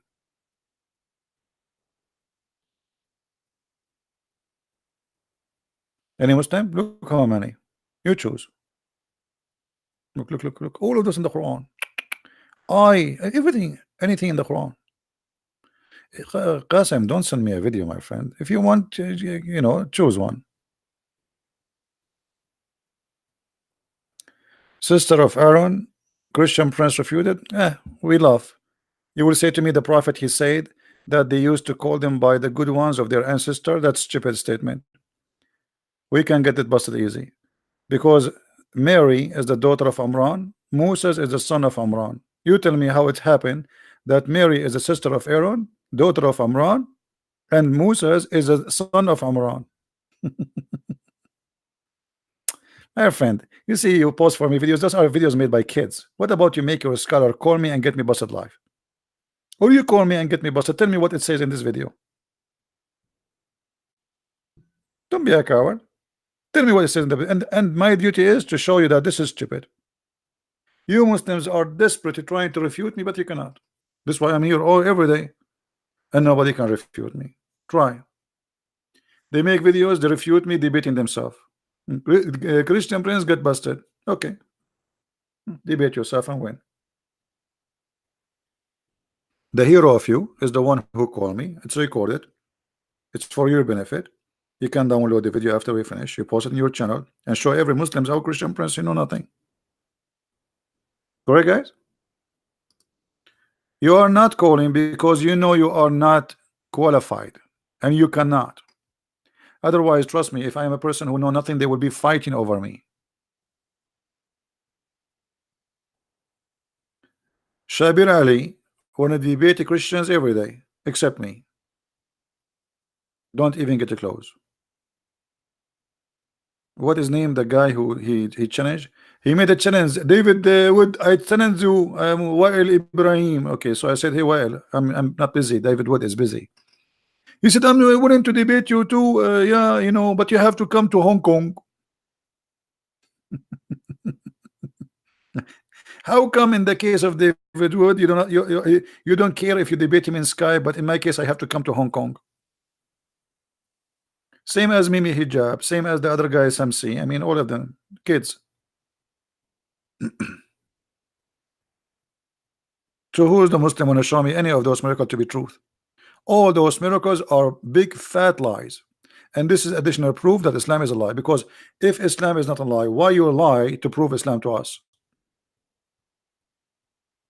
Correct, guys? If Islam is a true, How the followers of Islam, they lie to make Islam look good. A Christian who fabricate and lie to make somebody believe in Jesus, he is no Christian, he is satanic. You cannot make a person believe in Jesus by lying to him, because he believed in your lie. He did not believe in Jesus. In Islam, it's okay. The religion of all of it, even Muhammad, he says you can lie in three cases: your private, your friends, your wife, and your family. Who's left? Sorry, your enemy. Who's left? My friends, people around me. My family is my wife. Okay, and the enemy. Okay, thank you very much. Who left?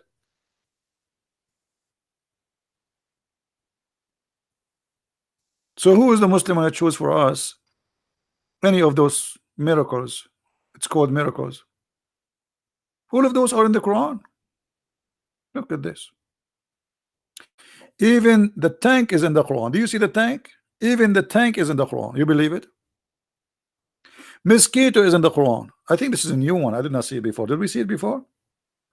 And look, this mosquito, this mosquito. Once I was in Asia, and I met with some ladies from the church. Actually, the women who invited me to do uh, like my seminar. So I know the names of the first, the second, the third. I mean, it's a group. So I was introducing to the other one the names of those ladies. So I was saying Miss etc., Miss etc., and then suddenly a mosquito stopped in my hand, and I hit it. I said mosquito. So here the mosquito of the Muhammadan. Look how long the nose of it. Look how long the nose. That explains the lies. The nose of the mosquito is so long. Did you notice, brother? How long the nose? Look. Who is the Muslim when ask me about the mosquito? Anything you want. Which one? All of it is a lie.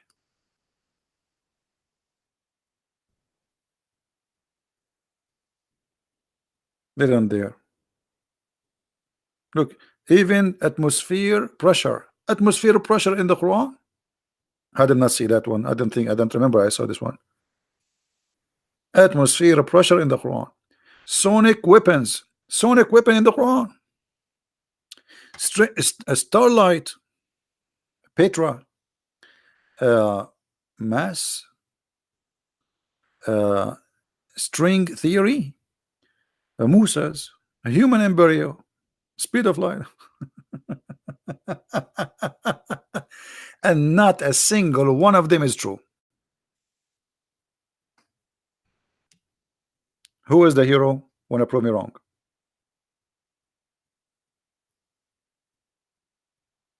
Who is a Muslim hero? Want to prove me wrong? Mayday, Mayday, Mayday. We will talk to you nicely. You are welcome to talk to me and prove me wrong. Pakistan. Yeah, by the way, we as Arab, we don't have letter P. So when we read in Arabic, we don't say Pakistan, we say Pakistan. So some of you might say, this guy don't even know how to say Pakistan. We don't have P in Arabic, and we don't call it Pakistan. It is Pakistan. This is how, and even the Muslim themselves, they call it Pakistan. So you might think you are the one who supposedly have the correct name. No, you don't.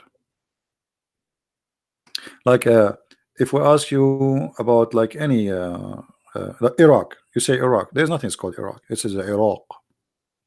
But because you don't have equal letters to the Arabic, you think, okay, this is the name. So if I call it Iraq, you say, what this guy is saying? There's nothing is called Saudi Arabia. What's Saudi Arabia? The name is written, it's pronounced wrong. Uh,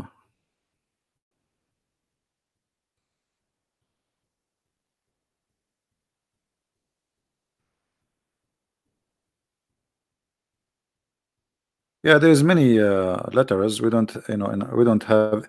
There's many letters you don't have in your language, and there's letters we don't have in Arabic.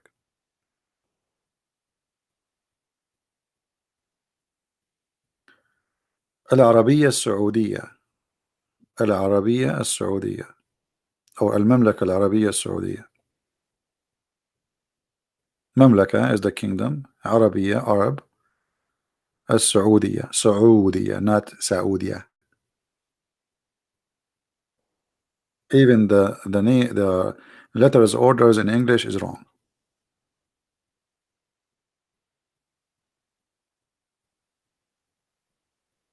Like in English you say Jordan. There is nothing called Jordan. It is Al Urdun. There is no letter G exist in the name. Al Urdun.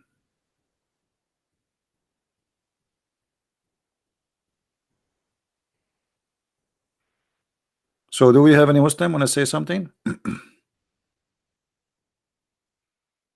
Look, even the north is there. Dark energy, soul expansion. What do you want more? I mean, that's it. The Quran, you find anything. Subduction. Look at this. Rocks cracks in the Quran.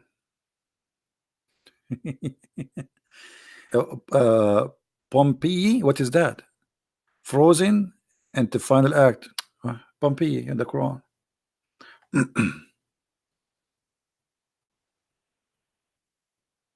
Anyone?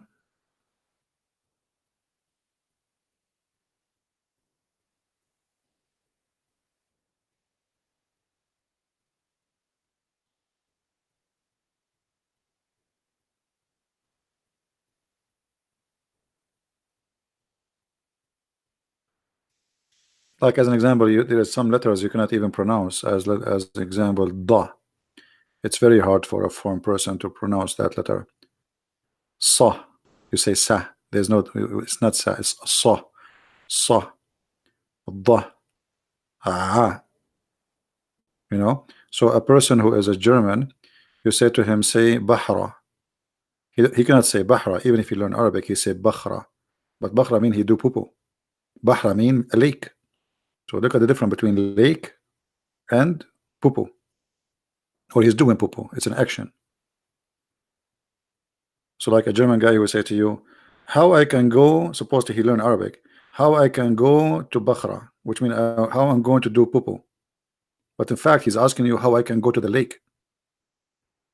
You know, because simply the letter he cannot pronounce it.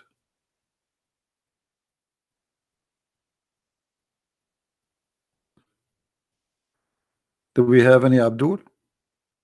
And by the way, this is why the Quran was not like this. I mean, the Quran was written without those dots and those things. So how you can understand what the word is there? It's impossible because there's many possibility. I will give an example, just from the what is in front of us. Look as an example as to this word. Let us highlight this word here. خُلِقَ. This word. I'm putting underneath of the word. خُلِقَ. I will type the word in the side without any. We call it tashkil in Arabic, which means valves and etc. Let us type it there. I will not, but the problem is how we can take the dots off. The only way I think if we write it by pen, not by the keyboard will add the dots automatically. So let us use the pen. So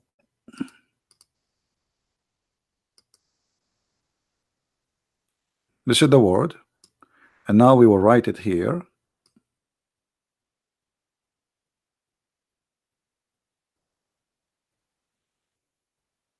Okay.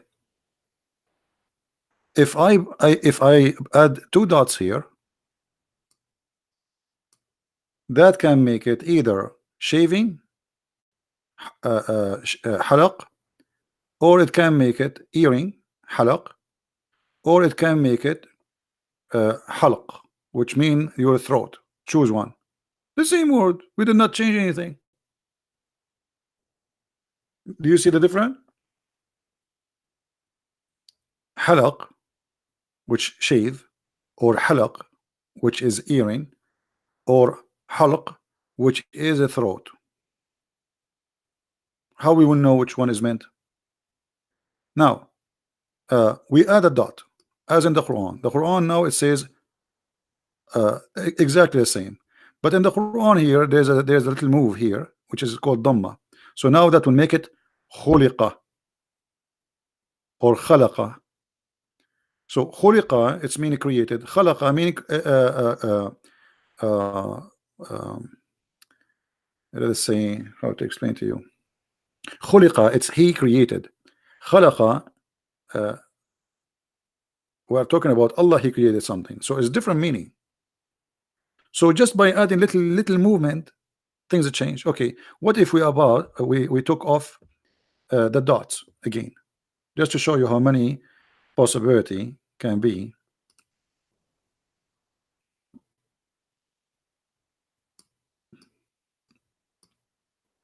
I'm trying to take the dots.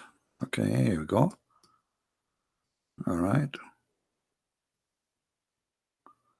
Okay. Now I will show you more possibility.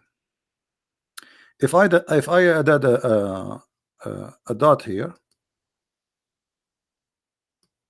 and a dot here, khalf, behind, khalfi, in my back, you know, or it can be by adding a shadda. I can change it like somebody khalaf, like somebody inherit a caliphate.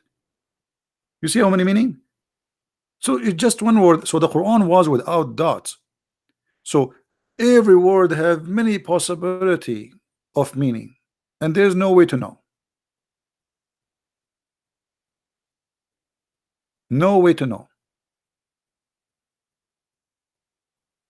So after many years of Muhammad, a person who is not even an Arab, he's a smart.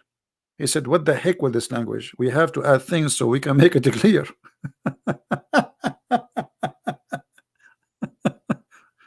And he add those dots and etc. so the Arabic can be clear. Otherwise, it's very confusing.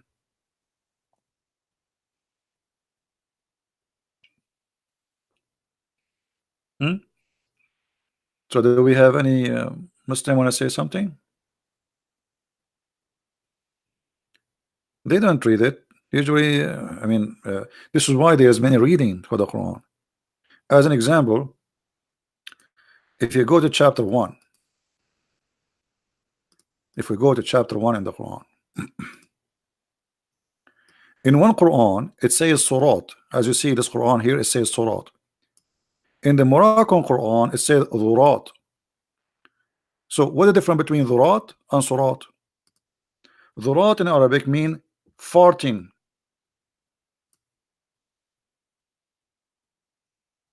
And you can ask any Arab. We are not making things up. Dhurat.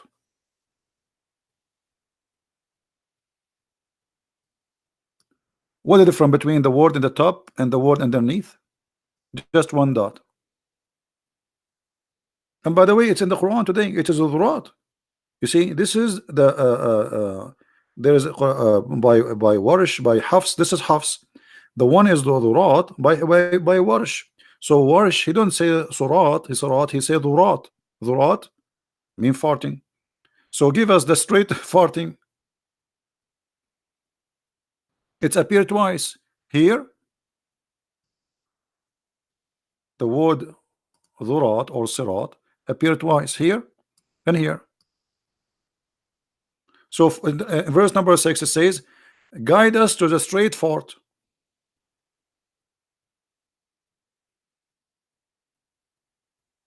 In this reading, it says, "Guide us to a straight fort." By the way, the word sirat is not Arabic too, so the Muslims are confused about their meaning. So everyone have his own interpretation. So some they say sirat is a Persian word mean bridge. It like a carpet. I mean, it's many because this is not an Arabic word. So sirat or dhurat, Allah knows best. You know, if you speak Arabic, by the way, this is gonna be fun because this is tons of crazy stuff. But usually I don't talk about Arabic because what the point? There's nobody speak Arabic here. The Muslim, they say you the Quran Arabic is amazing. It's the most stupid silly Arabic ever. You can imagine. And look, number one verse in the Quran have a grammatical error. There's nothing in Arabic. It's called bism. It is BSM. Here it says bism. There's nothing in Arabic. It's called bism. Let me show you. Hold on. I will open different page and I will put them next to each other. See if we can do that.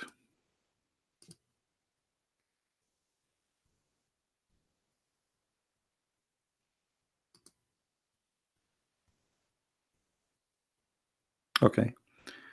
I don't know. Let me know if it's going to be clear for you. I'm not sure.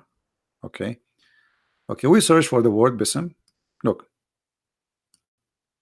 And now I think we need to take a snapshot for this one first. Let us take a snapshot because I think we'll not be able to put them together in one unless, let us see, hold on. Maybe if we do this like this, like that, like this, we have to extend, I think. Okay, hold on. All right. Is it still clear for you? Or it became so small now? Okay, look. This is the correct way to write the word bi'ism. Do you see it? This is the wrong one. In the same Quran. Anyone notice what the different? The different is here. This one, let us make it in different color. This one have an alif. Alif is equal to A, letter A. This one does not have it.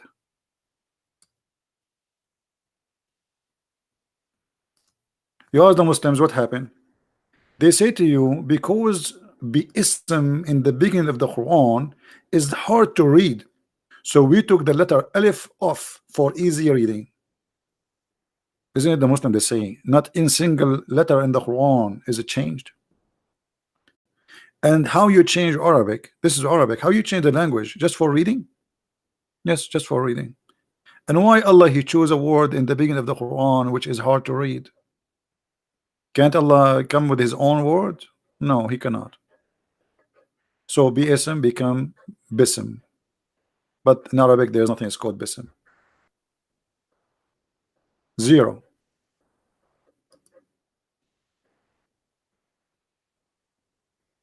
And as you see, the same word repeated how many times? Look here, 56, 74, 56, 96, 52, 69, 52, 96, number one.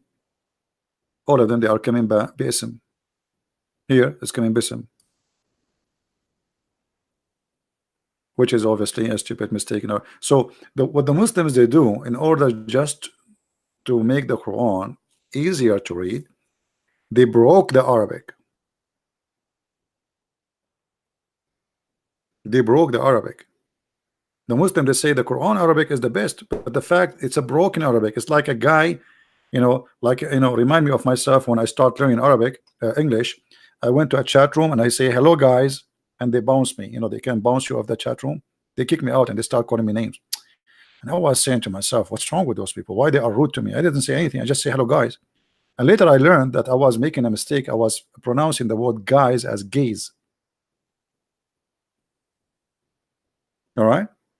So Allah looked like his English was like mine in Arabic. I say hello guys, but I was typing hello gays, and they bounced me out of the chat room. And I was wondering what's wrong with people. I said nothing. I did nothing yet. I did not even talk yet. I just said type in the text hello guys.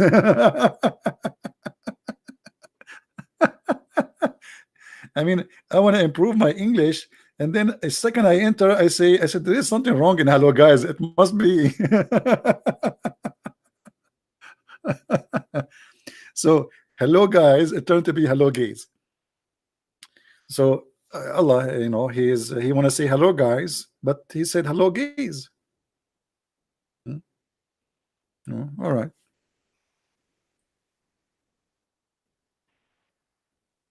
Anyway, I think we have enough for today. Did we have a good time? Guys, don't forget to download the video immediately after we finish, because we are not keeping them long in our video and your channel. As you see, we are target. We have a lot of enemies who don't like us to do what we do. So by your help, the videos stay there, people learn from them, and the knowledge is spread.